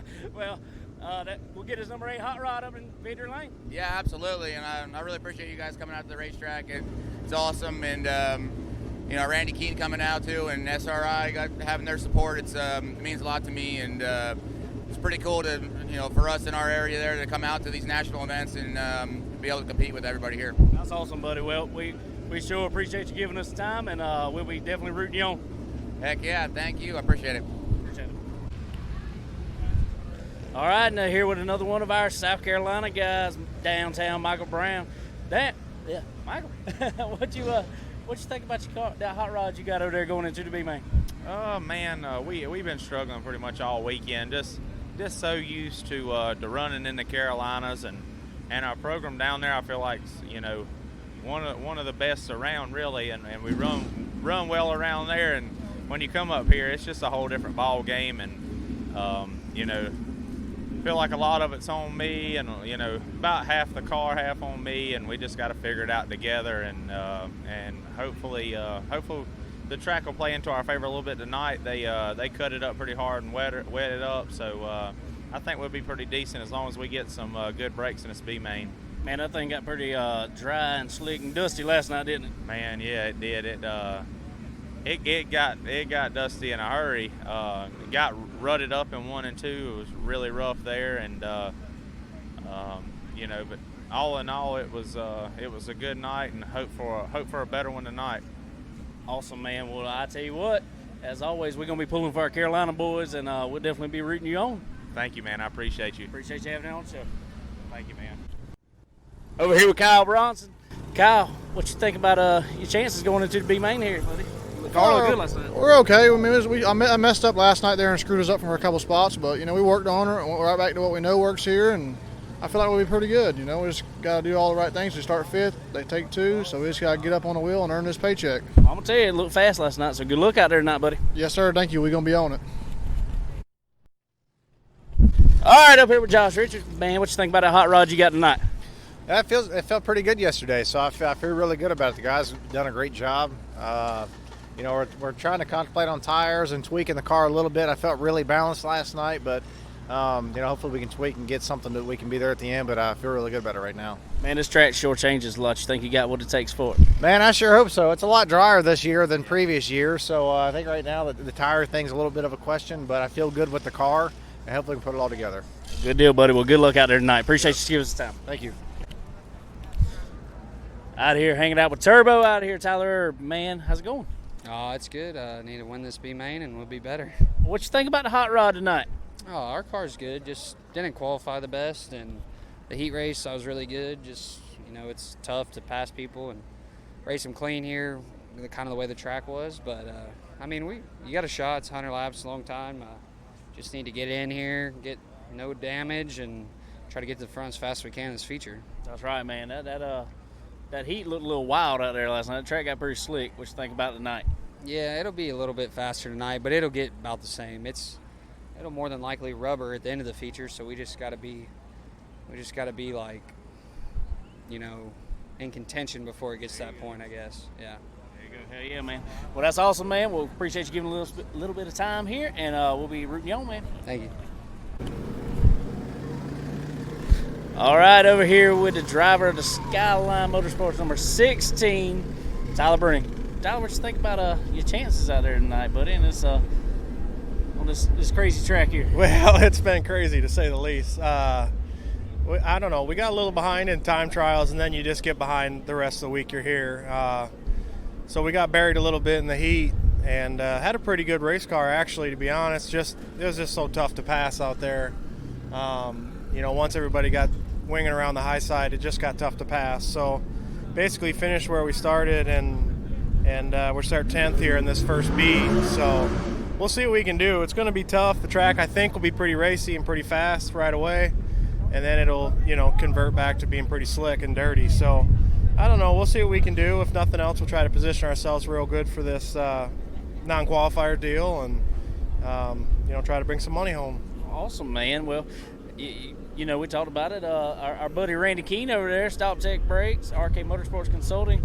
Throw him a shout out there. So, how's the brakes on this car? Brakes are real good. I've been real happy ever since we switched. I mean, we've tried everything under the moon as far as brakes go, and you don't realize how important a part and piece of the race car it is until you put something that's good on, and you can charge down into that corner and get the car woed up and stopped and still get it to do what you want to do. So, everybody makes pretty good brakes anymore. The main thing with the Stop Tech brakes is, there's just no fade from lap 1 to lap 100, no matter if you're using them hard and abusing them or if you just got to use them here and there. The pedal's always right there, and you can rely and count on them every lap. Well, awesome deal, man. Well, I'm going to tell you what, we're going to be cheering you on out there, and good luck tonight. Appreciate you guys. Thank you. All right, we got the best interview in the pit area here, Tyler Carpenter. Man, had a little bit of trouble in the B main there, but y'all are going to get out there for the non-qualifier race? Boy, I hope so.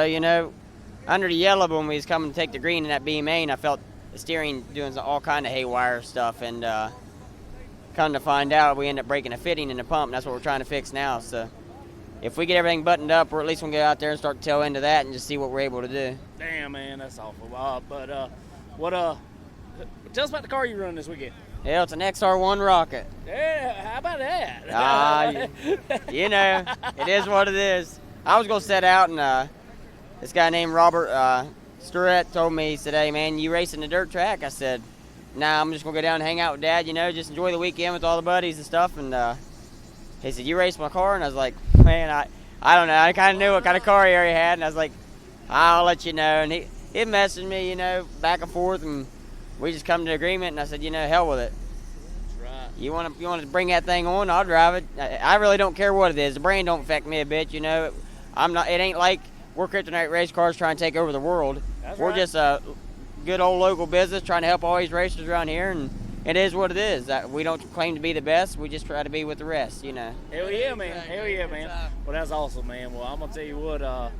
I love watching you race out there, and we are definitely going to be rooting you on in that race. And maybe you can get up there and get back into Maine.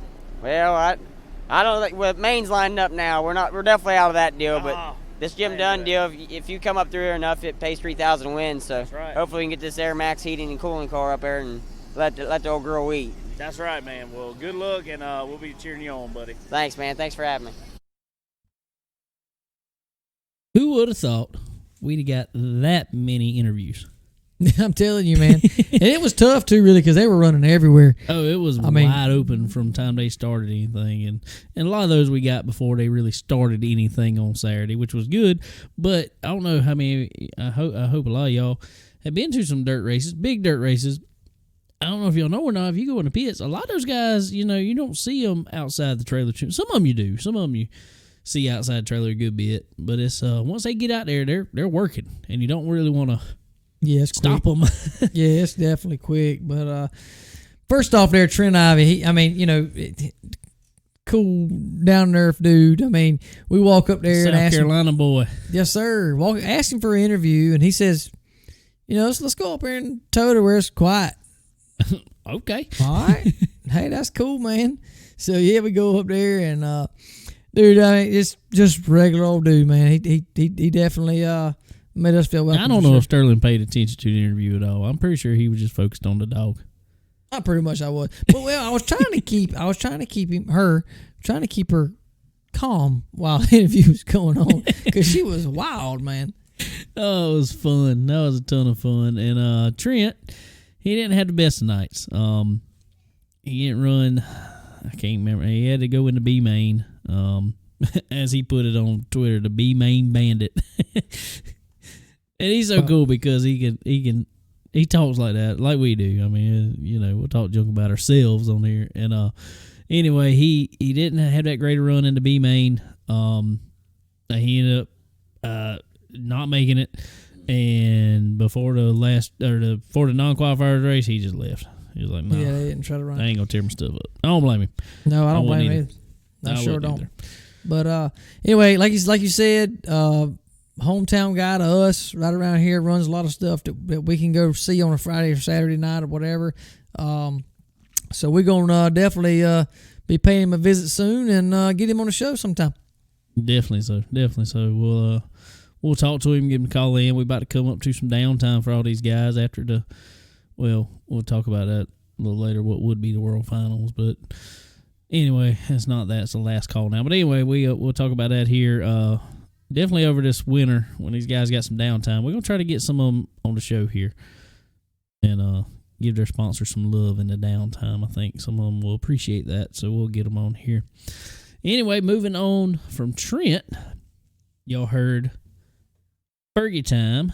Yeah, Chris Ferguson. He's parked right down from Trent. So he's right beside him. Yeah, we come out of Trent's hauler. We was like, boom, there he is, standing out there with a Carolina Panthers hoodie on. Let's go talk to him. Definitely. So let me tell you something about Chris Ferguson. If y'all haven't been around him much, first of all, we went up there, and he does not shy away from fans at all, or anybody out there. He didn't care what hoodie they're wearing, what hat they're wearing, what t-shirt they're wearing. He could care less.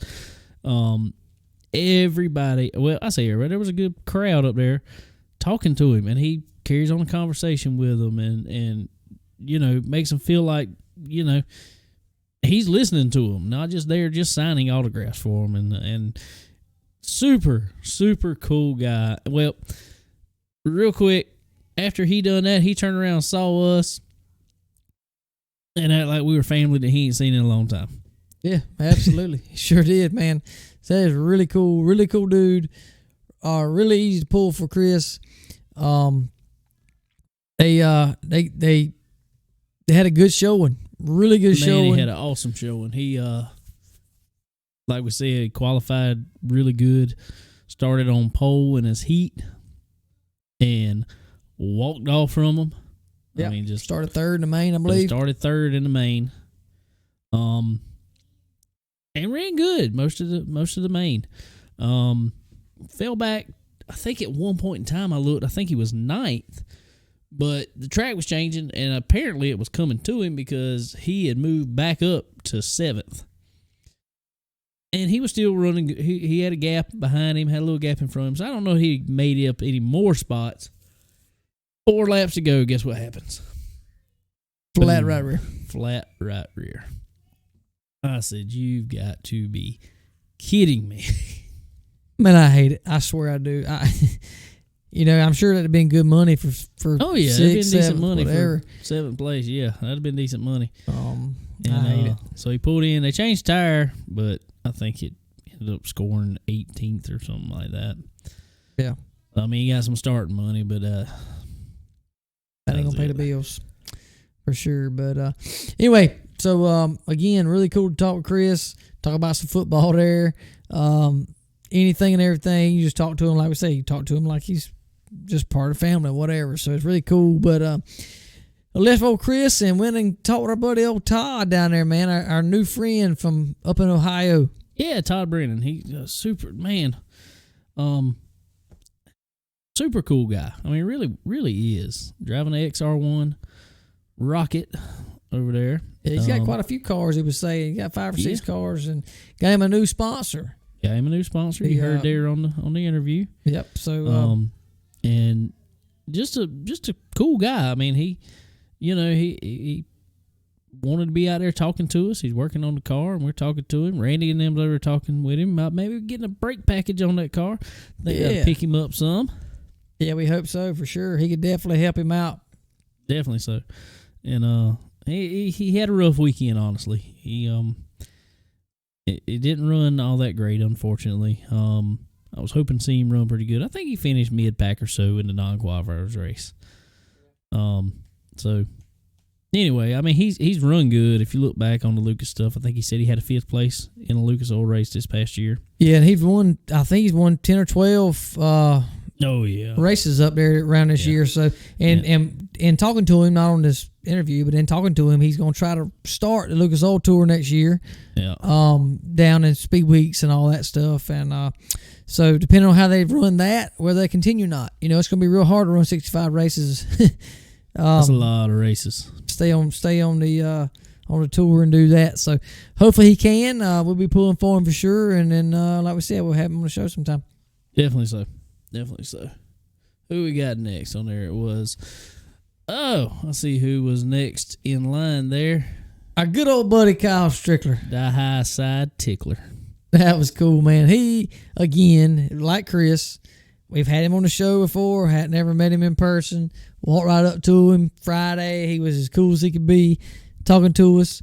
Let us hang the SRI banner on the back of his hauler, hanging over the car. It was really cool.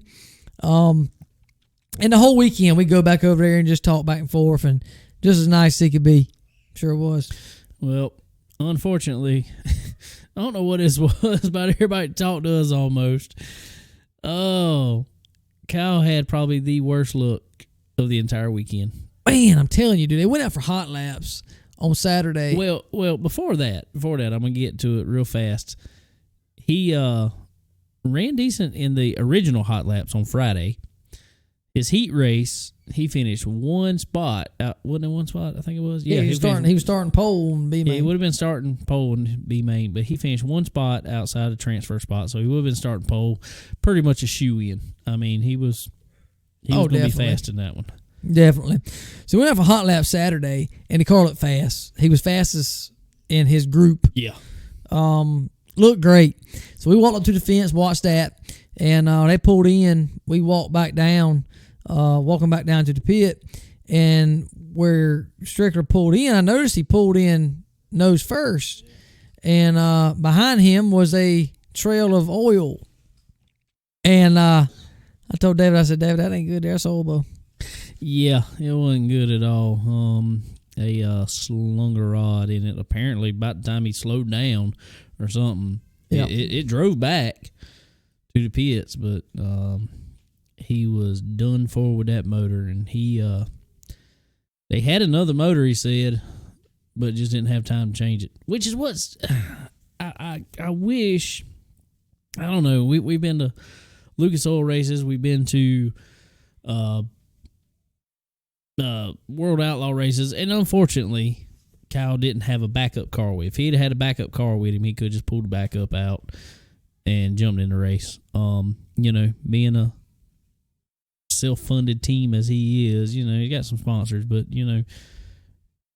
it's a lot of money to have. It's a lot of money to have another whole car sitting there.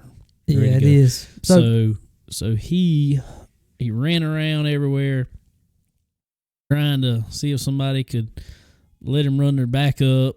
And I understand, a lot of them guys are going to Charlotte, so they couldn't risk something happening to their car. And then if he got into something with their backup, there was one that agreed to it, but the guy also wanted to start the non-qualifier race, and Lucas Oil wouldn't let him do it in the same car. Yeah. And I hate it. I really do. I mean, I was really looking forward to seeing Strickler perform well, and I think he would have. He got behind early, like I said, Friday night, and had to work for the B. And but I think he would have been okay. I really do. But, man, I hate to see that. I do, really too. Looking forward to it. I really do, too. But on the bright side for Strickler, big news came out yesterday for us right now. Big news came out for him about his 2021 season. He will be teaming up with PCC Motorsports, running the entire Lucas Oil schedule for next year. So huge for him. Oh, that's a blessing for him, I'm sure. That's a lot of money. That well, I'm sure that's a peace of mind for him to not have to worry all year. Definitely so. So him and Vinny both are going over there. His crew chief now. His crew chief's going with him. Super cool. It's the ride right now is the same ride that Hudson O'Neal is in right now. Hudson O'Neal's moving on somewhere else. I can't remember. But anyway, so they're going to run the entire Lucas Oil schedule. They're committing to it. But he did say, now this is a Rocket XR1 chassis, but he did say even in the publishing on this that he's keeping his car. He's not getting rid of his Longhorn chassis. And so he might be, if it's not a Lucas Oil race, he might be doing some one-off races with his car. Well, definitely, I hope he does. And then, also with brake side of it, I sure hope old Randy Keene can get some Stop Tech brakes on that car. Definitely so. We need some Stop Techs on there. Some RK Motorsports Consulting going on that car, on that PCC Motorsports car. It's already on the number 8 ride that Kyle's got now on his Longhorn. Maybe we can talk them guys into.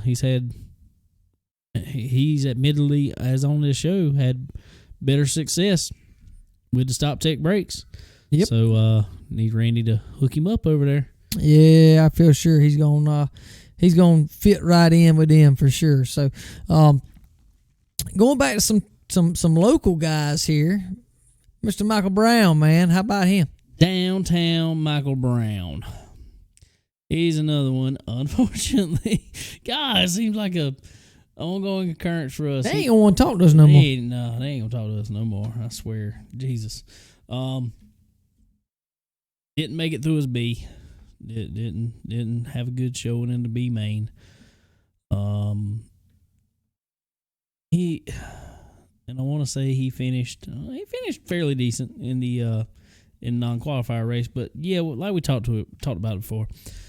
Michael's super nice guy from up there, Lancaster, and super down to earth.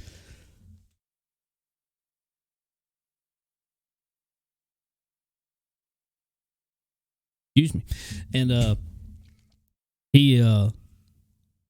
asked him, I just looked at him, we were standing over in Larson's pit, and he was standing there, and I said, "Hey, man." I introduced myself, and he's like, "Yeah, I know right where y'all are at, from down there in Florence and stuff." And he's like, "Man," I said, "Man, we'd love to have you on the show." So he said, "Man, just give me a call anytime." So we're definitely going to get him on here, too. There was a lot of South Carolina, Carolina, we'll just say Carolina. There was a lot of Carolina presence being made at the Dirt Track World Championship. Yeah, absolutely. And all cool guys, man. Like I said, they all go up there trying to get a chance, trying to make it into the big show. And some of them did, some of them weren't able to, but their day's coming for sure. Really cool, though, to be able to spend some time with some of these guys. Like I said, we just little old us just walking around and being able to be able to talk with these people, and they bring us right in and treat us. It's like, "Hey, I got a microphone. Talk to me." Well, and they did, but it wasn't just like just an interview. I mean, no. They were really cool people. But yeah, all these people we talked to for not just time we were interviewing. I mean, we stayed there and talked to them for a few minutes, and yeah, pretty much all of them were cool as on the way. Cool as they could be. So one guy, we actually hit 2 guys walking down. I think they were watching hot laps or either B main or something. But old Kyle Bronson, Josh Richards. It was right before the B main started. Okay. And Bronson was standing there, and he was walking back from the fence. I think he was looking out there at the track and stuff. He was walking back from up there, so we was like, "Hey, let's talk to Bronson." Well, we've trash talked Bronson some on here a little bit. I mean, we spoke our opinion about him for his attitude. Well, that's our opinion. That's what this is, and we've trash talked his attitude, and we may do it again. But I will say, he come up to us nice as it could be, talked to us, no problem at all. Yeah. So we asked if he had a couple minutes. He said, "Heck yeah, definitely Yeah. so." So I'm like, "Hey, cool." yeah, he was really cool. Zero problem at all with him this weekend. Glad to see him make his way in today. Had a fast car. He had Like a you fast said, car in the heat. Yeah. But he got into the wall on the first lap and fell back to probably, I don't know. He fell way back. And I think made it back up to fourth or so. Right. In the heat. So he was out.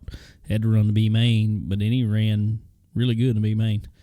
Yeah, he sure did. So, cool to talk to him for sure. Josh Richards as well, coming down from the hill, watching the heat.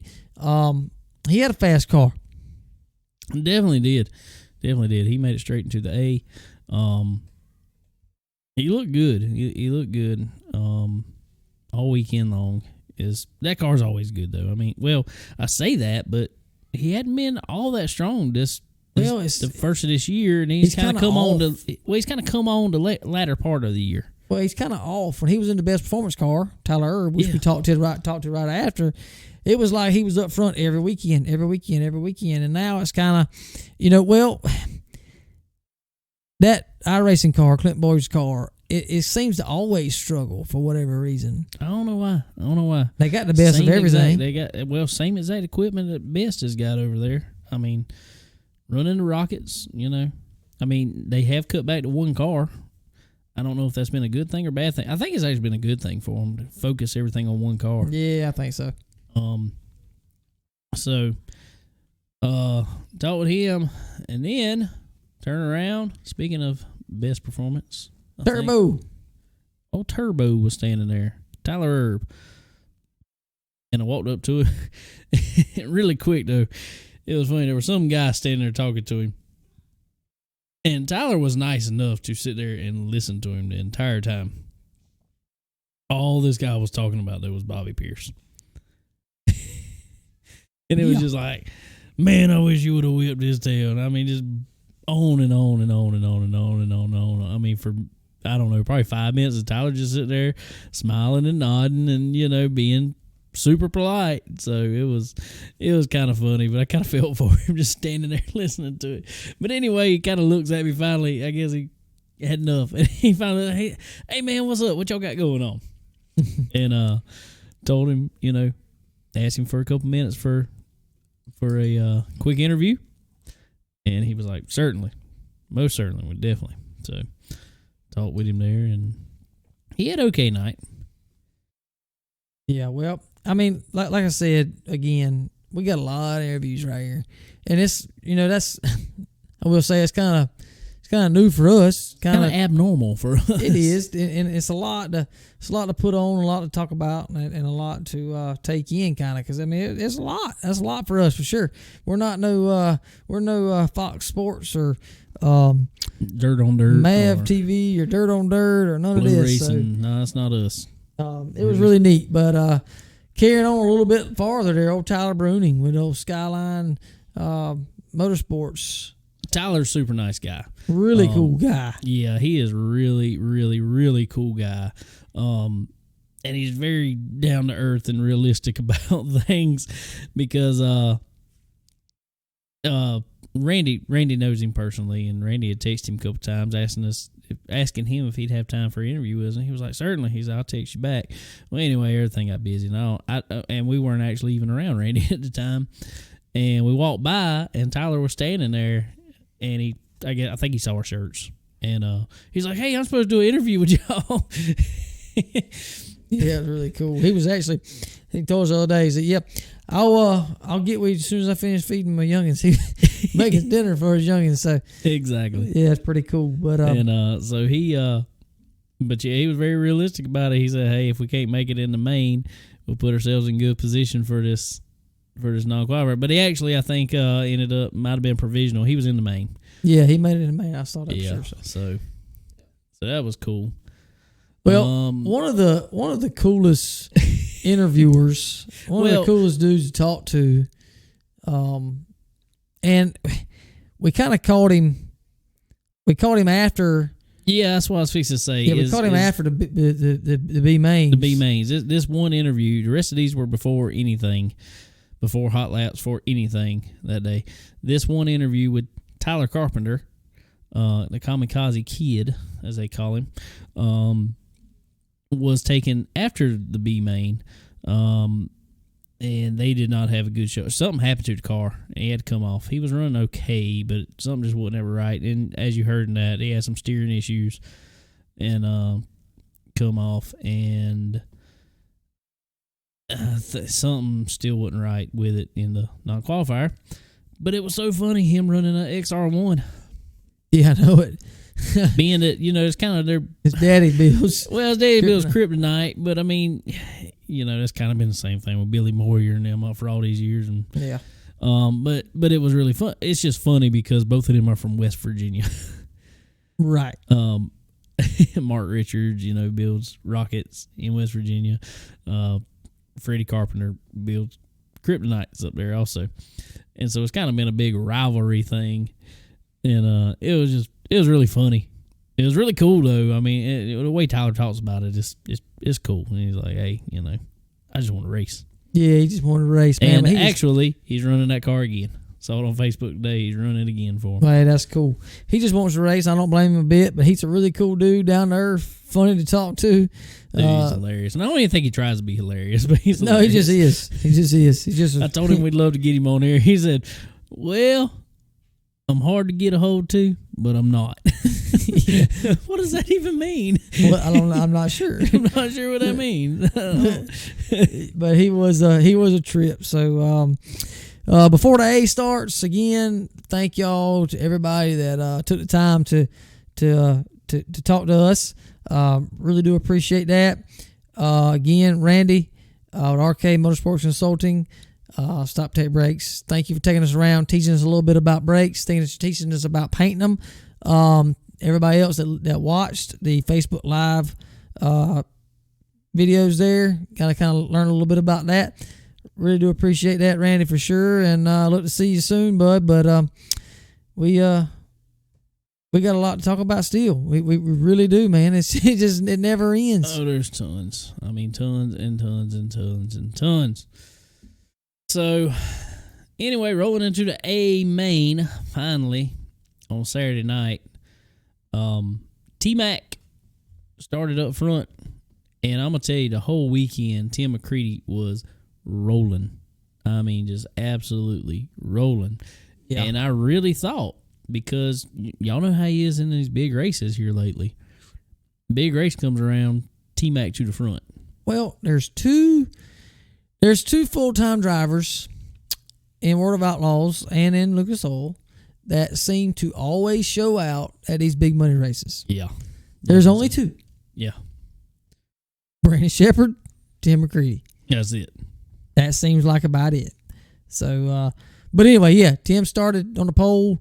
Kind of before we get too far into it, the Kyle Larson, we didn't talk about that, his B main, or excuse me, his heat race. His heat race on Friday, he pretty much got took out. No, that was B main. That was B main. Excuse me. Heat race, he just didn't run to. He just finished fourth. Yeah, he finished fourth in fourth. it. Well, yeah. Whatever. He was starting second. He was starting second to B main. Starting second to B main. And we thought he would probably been all right. And I still really think he would have. And he started on the outside. Well, the third place man, I can't even remember that dude's name right now. I don't even know if I want to remember his name. He drove him dirty, bro. He comes off turn 4, comes off turn 2, first lap of the race, and just washes up. Kyle has to get on the brakes.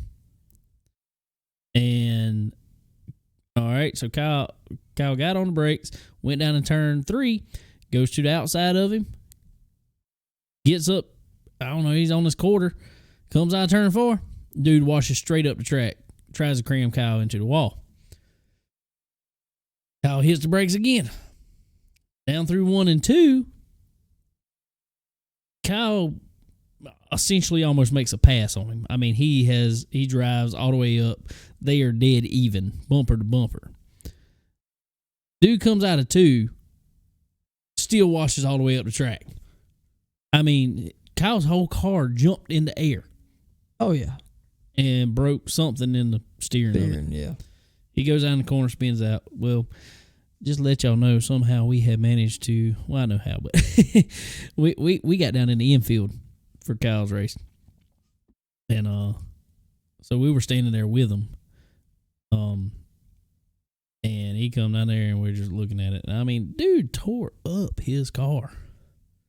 Tore it up. For no reason. I mean, yeah. I understand you racing for a spot in this race, but just to drive somebody dirty like that, and I really think, I hate to say it, but I really think the reason he done it was just because of who it was. Yeah, I don't know, man. I really don't. Well, I know how some of these guys are. They hate seeing somebody come in that don't even run with them, but they're a big name, and they want to prove something. They want to prove they can outrun them. I mean, you ain't proved you could outrun them, in my opinion. You proved you could take somebody out like an idiot. Yeah, for sure. And I hated to see that because, I mean, I know he would have transferred. But he ended up, well, we actually thought, we were kind of wondering they were going to fix the car, run the non-qualifier. And yeah, I asked him there in the infield. I said, hey, y'all going to get it ready for the non-qualifier? He said, I'm not even sure. Yeah, so, we really wasn't sure. Well, after that race, they took the car back to the trailer, and they started wailing on it, man. They started working on it like crazy. We were standing right there with them. And Strickler actually told us that they were getting it ready because they got a track provisional. Yep. In the A. Provisional. Made it. Started dead last in the A. I mean, 20. What place was it? 28th? 20 something. Yeah. Way back there. Way back there. So, and about, 5 laps into it, crash. Yep. Took Tore the the whole back end of the car off. Yeah. So, hate it for Kyle. Really, there was a lot of people there that wanted to see Kyle perform well. And I think it sucks so bad because I really think I honestly think he could have won that B main. He at least finished second and made it to the A and been in a lot better starting position than what he was there. But I think, honestly, he just needed some time on the track because he really didn't have much. I mean, no. There wasn't no hot laps hardly. 3 laps, something, well, 5 laps. Problem with his hot laps that he had was he went out there, run a couple laps, or run a lap, I think it was, and somebody hit a tire. Right. And they had a red flag, hot laps. They started back up. He runs one more lap from the green flag. Never really got a full lap. No. And somebody else did something, spun out or something. They threw the yellow and the checker all at the same time. So he literally got a lap of hot laps. Yeah, it wasn't much. So, it's hard to get used, getting to understand the car in that amount of time. And, to be main, his heat, what was that, 8 laps? I can't remember. 8 or so laps. Yeah, something like that. And then got took out in the B. So didn't have a whole lot of track time, really, to understand and work on the car where they should have, I think. And they kind of worked from behind the whole weekend. Definitely did. But as we were just talking about, in that A main, old B Shep, Brandon Shepard, took home the $100,000. To no one's surprise, really. To no one's surprise. But I'm going to tell you one of the biggest surprises, in my opinion, anyway. And, man, this dude's coming on. Ricky Thornton Jr. Yeah. In second. Rolling. He was rolling all weekend. Dude, ever since he's been in a late model, this dude's he's another Kyle Strigler. Come from modifieds, ran modifieds, was a top dog in modifieds for years, especially him on the West Coast. I mean, well, he wasn't always on the West Coast, but he ran a lot of the West Coast races. Right. Central area of the United States. And he's come on into a super late model and is rolling, and he is another one just committed to running the full Lucas Oil schedule next year. Yeah, I tell you what, man, the Lucas Tour is starting to look a whole lot better. I mean, there's a whole it's looking lot good for next year. A whole lot of strength over there. I think this year was just with the whole COVID stuff and all definitely. That junk. Definitely, but I hope Fergie can run some Lucas stuff and run for some big money, and he's already proven he can run with them boys. So hopefully next year we'll bring some big races, some big money for Strickler and Fergie and a lot of those guys. Trent, I hope Trent can get up there and run some. Definitely so. Some of them boys, but Ross Bells. Yeah, so we're gonna be definitely following those guys. Downtown Michael Brown. We'll be following all those guys and rooting them on starting next season. But still got a race to go. Yeah, there's not much, but the World Finals got canceled due to the COVID restrictions. Too many people, they say, as far as in the pits, and too many haulers and whatever. So, bullcrap. Yeah, they're gonna run the last call. The last call. The World of Outlaws last call. So it's gonna be on a Wednesday and Thursday night for the super late models, and they're gonna get all those haulers out. And they're going to run the 410 sprints on Friday and Saturday night. So not running the big block modifieds. Yep. I hate it for those guys, too, because a lot of those guys look forward to that and money-wise. Well, it's one of the only races there in Volusia. Is pretty much the only 2 times they come south every year. Yeah, pretty much. And I hate that, really. They put on a really good show. Dude, them things are awesome. I love watching them. Yeah. Randy's got a lot of buddies running big blocks, so love to see him come down south some more where us guys can check them out some. Definitely so. Well, it was a weekend full. It was a weekend packed full of racing. Oh, one really cool thing, our good buddy Derek Griffith, man, goes and runs. Go to some asphalt stuff, I reckon. Well, yeah, why not? Yeah. No, Derek, man, goes to Kansas and finishes third, dude. Best finish so far in the ARCA series. At a mile and a half. At a mile and a half. That's tough to do with them other boys, Apparently they figured something out. Love it. And that's awesome. That's getting him in line for next year full time. I'm telling you. I know it's coming. Derek can wheel it. I don't care what you put him in, he can wheel it. He's going to get the most it's got out of it. It definitely so. And not just saying that because he's a buddy of ours. I mean, it's honestly proven. I mean, he's going to get everything. Yeah. The week before, they went to Five Flags? Pensacola. Yeah, had to race Five Flags. Pensacola, and he had a pretty big name teammate, old Grant Enfinger. Yeah. And they was running great. I think they were running 1-2, and old Derek got took out. Yeah. Got took out. Flat out took out. So, Dude apologized on Twitter, but I mean, he it was bad. Yeah. Bad. Blatantly. So I hate it for him for that, but glad to see him rebound and come back and get a third place finish there in Kansas and finish out his ARCA season. I will say on top, and hopefully he can get him a full-time ride next year and contend for a championship. Man, I know he can do it. Definitely so. I really think he can. Not just, and I'm not saying this because there's a lot of guys moving up, because I think Derek in the right equipment can run just as fast, if not faster, than all those guys out there. Absolutely. I really Hands down. Do. And I'm not talking junk about Chad Bryant by no means, because they're it's like they were off a little bit to begin with, but the longer the year went on, the faster their cars got. Oh, absolutely. Like. Yeah, they got good stuff. But I don't know what all Sam Mayer's going to be running. I imagine he's going to run the first half of the year, because then he's moving on up to Xfinity.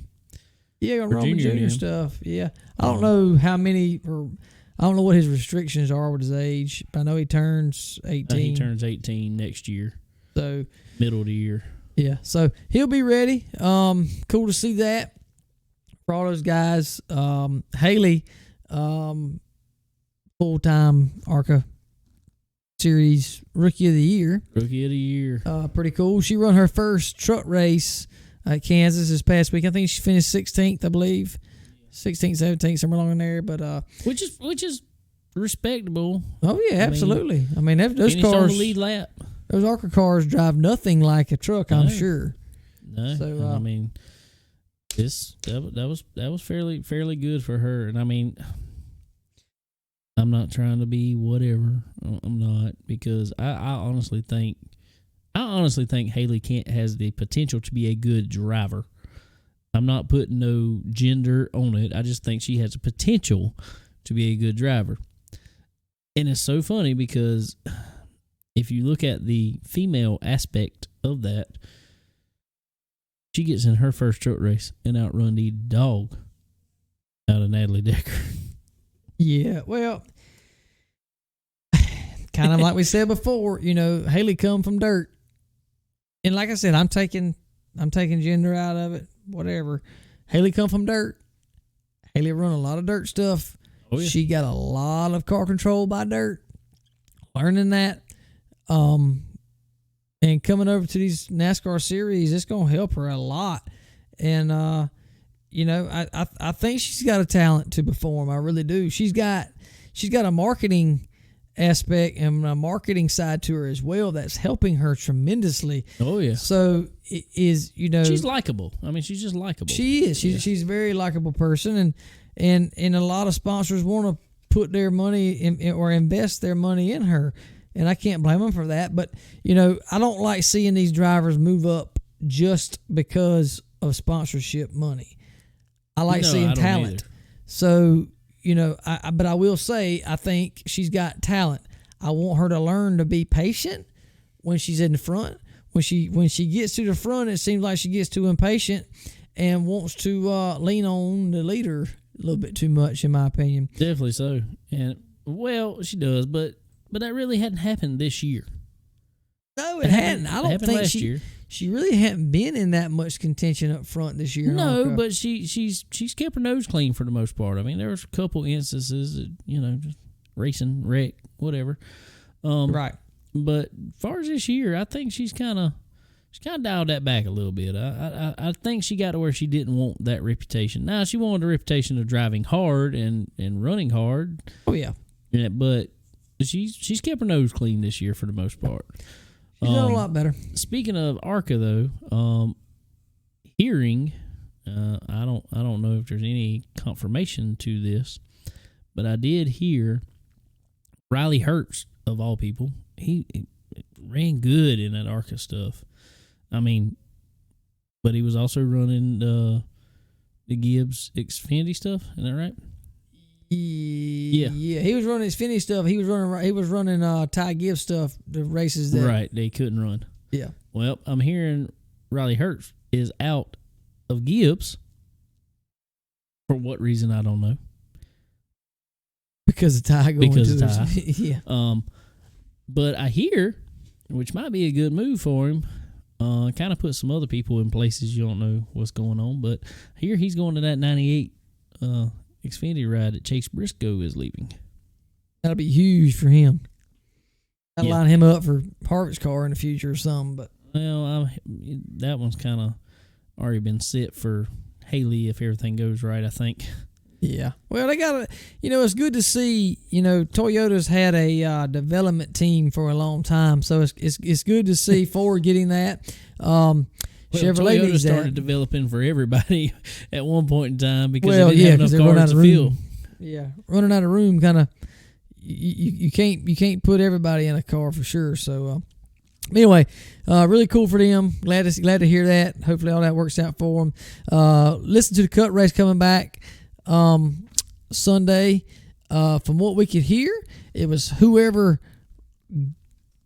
got to jump on the restart and got the lead is who won the race, who won the stage, who won whatever. Yeah, I watched some highlights from it too, and dude, this is getting worse and worse and worse, and I am hating more and more and more that they are going to allow this package to carry on through next year because it is horrible. It's horrible.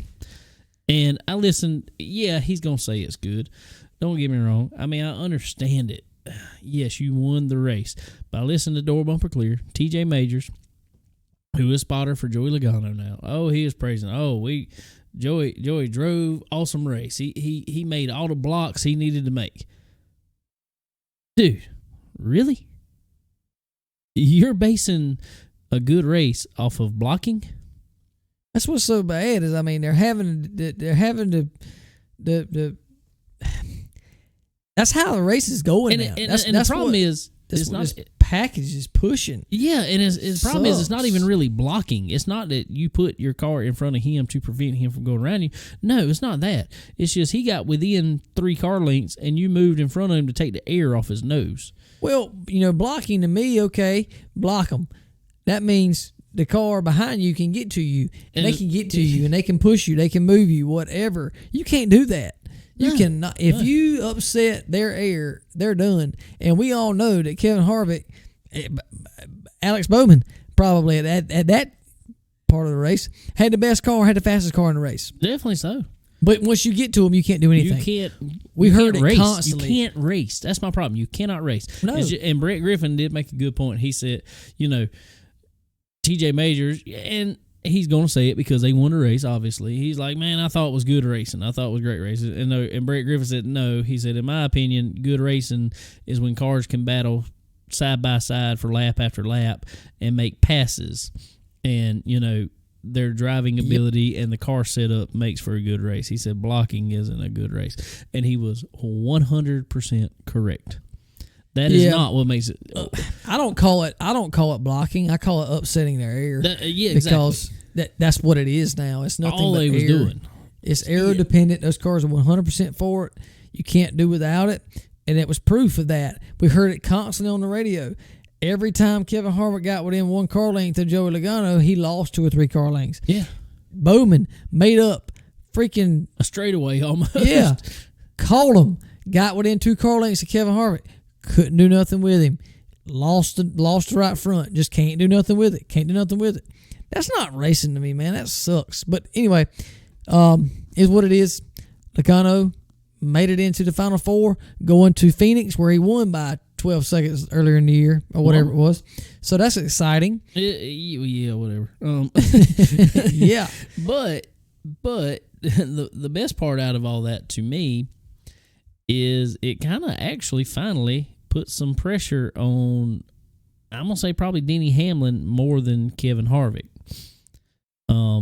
Well, because say, just for instance, say Bowman and Chase Elliott go to these next 2 races and possibly win for one, because Chase Elliott could definitely win at Martinsville. Oh yeah, easily. Bowman's run good on 1.5 plenty of times. They're going to Texas this week. I could see him doing it. He ran good this past week. Ran 3rd and had the fastest car.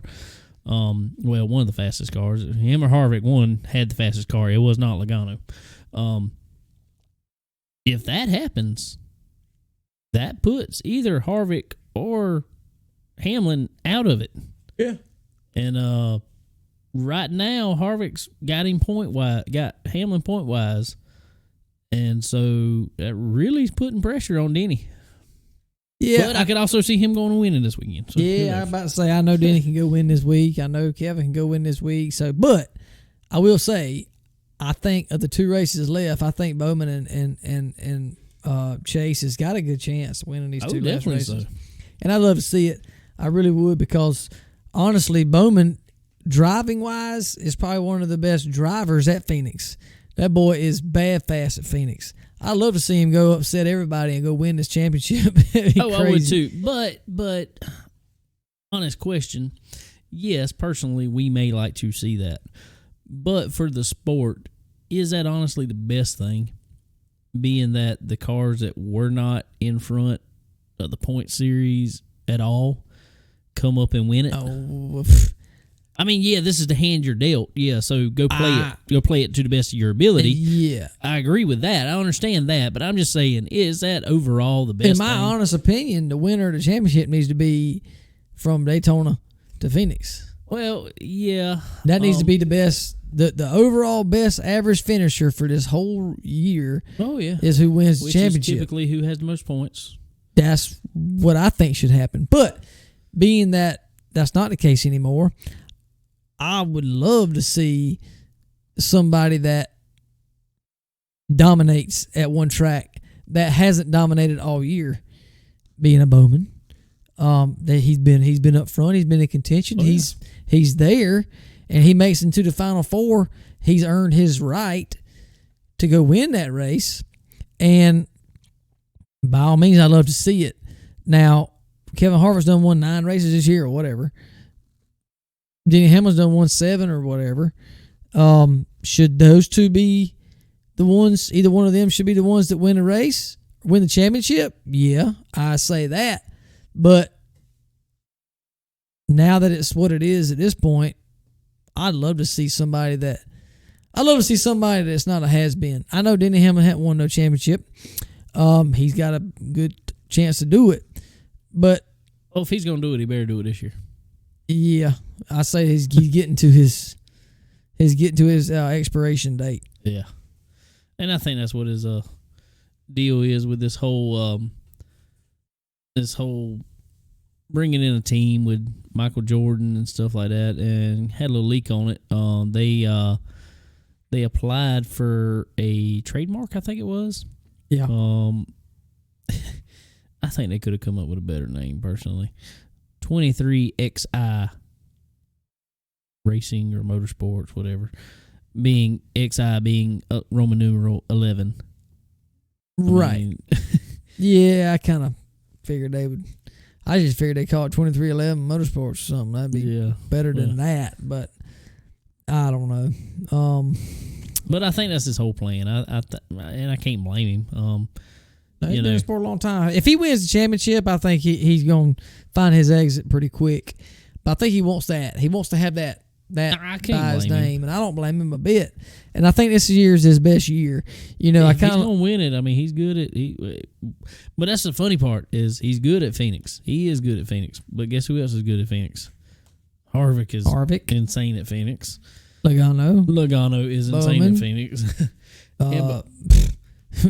Chase Elliott. There's so many. It's going to be. I'd love to say it's going to be one of them years finally that the person who wins championship doesn't win the race. I don't think it's going to happen this year. I don't think it's going to happen. But anyway, so that's that. Clint Boyer out after this year, going to the Fox booth. We kind of called that before. Really thought it was going to happen. You know, we heard a lot of speculation that, you know, what, and then they were trying to get sponsorship stuff worked out and whatever. I think that's kind of where he wanted to be. Kind of think he wanted to be in the booth. His son's starting to race stuff at Millbridge now. Yeah. Kind of get out of that hectic week to week stuff and get in the booth and enjoy some family time. So, Chase Briscoe going to the 14 to the house car, I will say. Yeah, definitely so. And speaking of Clint, I thought a few weeks back, a few months back probably, he really sounded like he wanted to stay in the car for at least another year. And in all honesty, I kind of figured that they would keep him in the car for another year, being that this next year is going to be the last year of that car. Yeah, I honestly think, you know, I really Chase Briscoe has dominated naturally, done great in the Xfinity car. I feel like they're moving Chase up now to kind of get the cup bugs, the cup jitters out of him this coming year, and then everybody's on the same playing field for the new car. But who knows? I don't know what's going to happen. Chase may show out both years. Who knows? But I really feel like I ain't gonna say he's gonna do his first year, but within the first 2 years of him being in that car, he's gonna have a win. Yeah, that boy he's a good driver. He is a definitely good driver. So good to see that. Eric Jones going. I kind of hate to be Bubba Wallace's replacement. I would kind of be sad about that, but I don't know. I mean, I would not be liking that too much. I think it's just gonna be a fresh start for the 43. I hope it is. I hope they continue some with some good equipment and you know, keep pouring some money into that team. And I definitely called him going to a Chevrolet though. Yeah, with all the Corvette stuff and Nova stuff and all this stuff. Yeah. So yeah, who knows? Who knows what happens with Eric Jones now? Hopefully he can perform well. Hopefully he can go over there and get a little more out of that 43 than has been in recent years. Yeah, I'd like to see it, but I don't really think all that was Bubba. Don't get me wrong. I don't, and I'm not hating on him. I just don't think Bubba's the best driver out there. I'm not saying he's not good, because he won some truck races. He's a good driver. You're in Kyle Busch's equipment. I think I could have won races too. Pretty sure.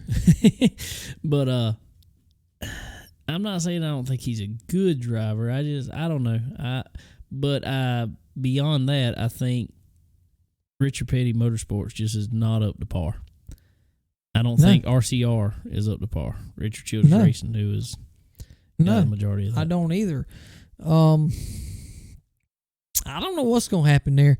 We'll see. We'll see. Maybe they'll put some more money towards it. Maybe Eric's got some sponsors he can bring with him that help. He don't have none, from what I hear. Oh man, see, that's going to be tough. It's going to be really tough. So, from what I understand, he wasn't bringing no sponsor. That was all Gibbs sponsors, and they just kind of rotate them out per car. Yeah. He's not bringing anything with him, from what I understand. Maybe he had some associate sponsors, nothing major though, from what I gather out of it. But something else we were talking about. Where's that put Ty? I think a Busch car or a Xfinity car. I think so too. I think that's going to put him back in maybe the number. Who I don't know what number it is. 21. Yeah, 21 maybe. Alfredo. Yeah. I don't know. There's a whole lot of what ifs and whatevers, and it's all money driven anymore. So who knows? Kind of one of the last two to fall is the ride at Hendrick. Yeah, we're pretty sure we know who's going there. Yep. The Spire car. That's kind of the only other one that hadn't come out. Gotta be Corey. Yeah, I'm pretty sure Corey's going to it. But I don't know that that's going to be his one that he takes points in. I think he's going to also go to an Xfinity ride. I'd like to see that, a contending Xfinity ride. Yeah, I think so. There's a few Xfinity ones that's really coming open that could be top-notch teams. Yeah, absolutely. Absolutely. Well, I tell you what, one other little short, quick thing. Old Josh Berry, old late model stock driver for Junior Motorsports, was running the Cars Tour last year and years prior, I think. Always contending. Yep. This year, he's running a different series. Well, it's kind of the Advanced. It's the weekly racing series, the NASCAR weekly racing series, which used to be the Winston weekly racing series. They've kind of moved it on. I think it's now, like I said, I think it's Advanced sponsors it maybe. I could be wrong on that. I'm not sure. Well, I know, and I hadn't seen a whole lot of his stuff. It's a national title, though. Right. Well, what I've seen of him, they're kind of following money. I don't blame them. They're kind of going and running for big money races, and he's won like 20-something races this year. Just won a big money race this past weekend. Won a championship in that series. Really cool. That's one guy that I think can drive the wheels off a race car. Hadn't really got a break. He may just be settled and be happy what he's doing. And if that's so, that's great. I ain't got a bit of problem with that. That's awesome. I mean, it's cool what he's doing. I mean, I would think he's probably working for Junior Motorsports in some other capacity also. I don't know that. I don't know what he's doing besides that. I don't know, but he may not be. I don't know. It's insane. It is. It really is. So anyway, a lot going on this week. Had a great time up in Ohio again. Randy Keene, thank you very much for the insight on brakes and the insight and the knowledge and the friendship and getting to meet new people. Getting to put some faces with all the names and the voices that we get to hear and talk to on a regular basis is really cool. Kel, Mabin, and your family, Ashley, Levi, Mr. Dale, all you guys for taking us in, taking the time with the us. Entire Ohio Valley Legend Car Series up there. Absolutely. Thank y'all very much for taking us in and making us one of your own, I guess, whatever. But had a lot of fun. Looking forward to do it again. Kel, you got to get your whole iRacing rig set up. You got to hurry up and get it done, man. We got to get some practice coming up. We got some news coming soon. Got some news coming up about some iRacing. Stay tuned. Here in the next couple weeks, there's going to be some iRacing news on Chicken Bone Alley. Yes, sir. So all you guys up there, Ashley, all you guys that's running iRacing stuff up there, y'all all get together and get ready for hopefully around the 1st of December. Y'all be ready for that. So that'll be coming soon.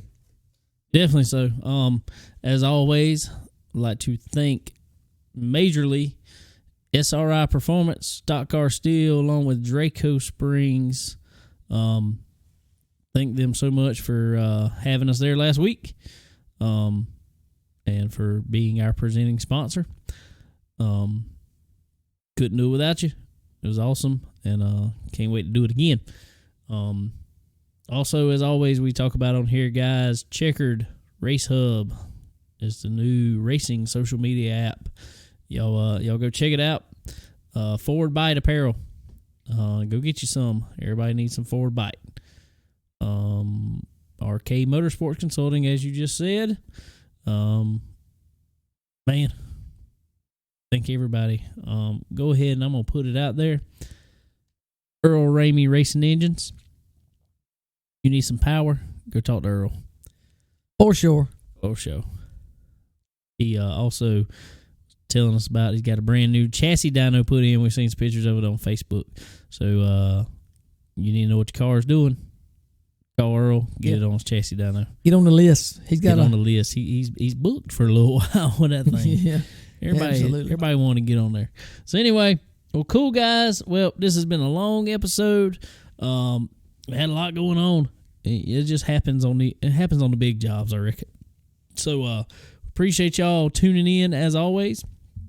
And we hope to see y'all again next week. Same time, same place. Later.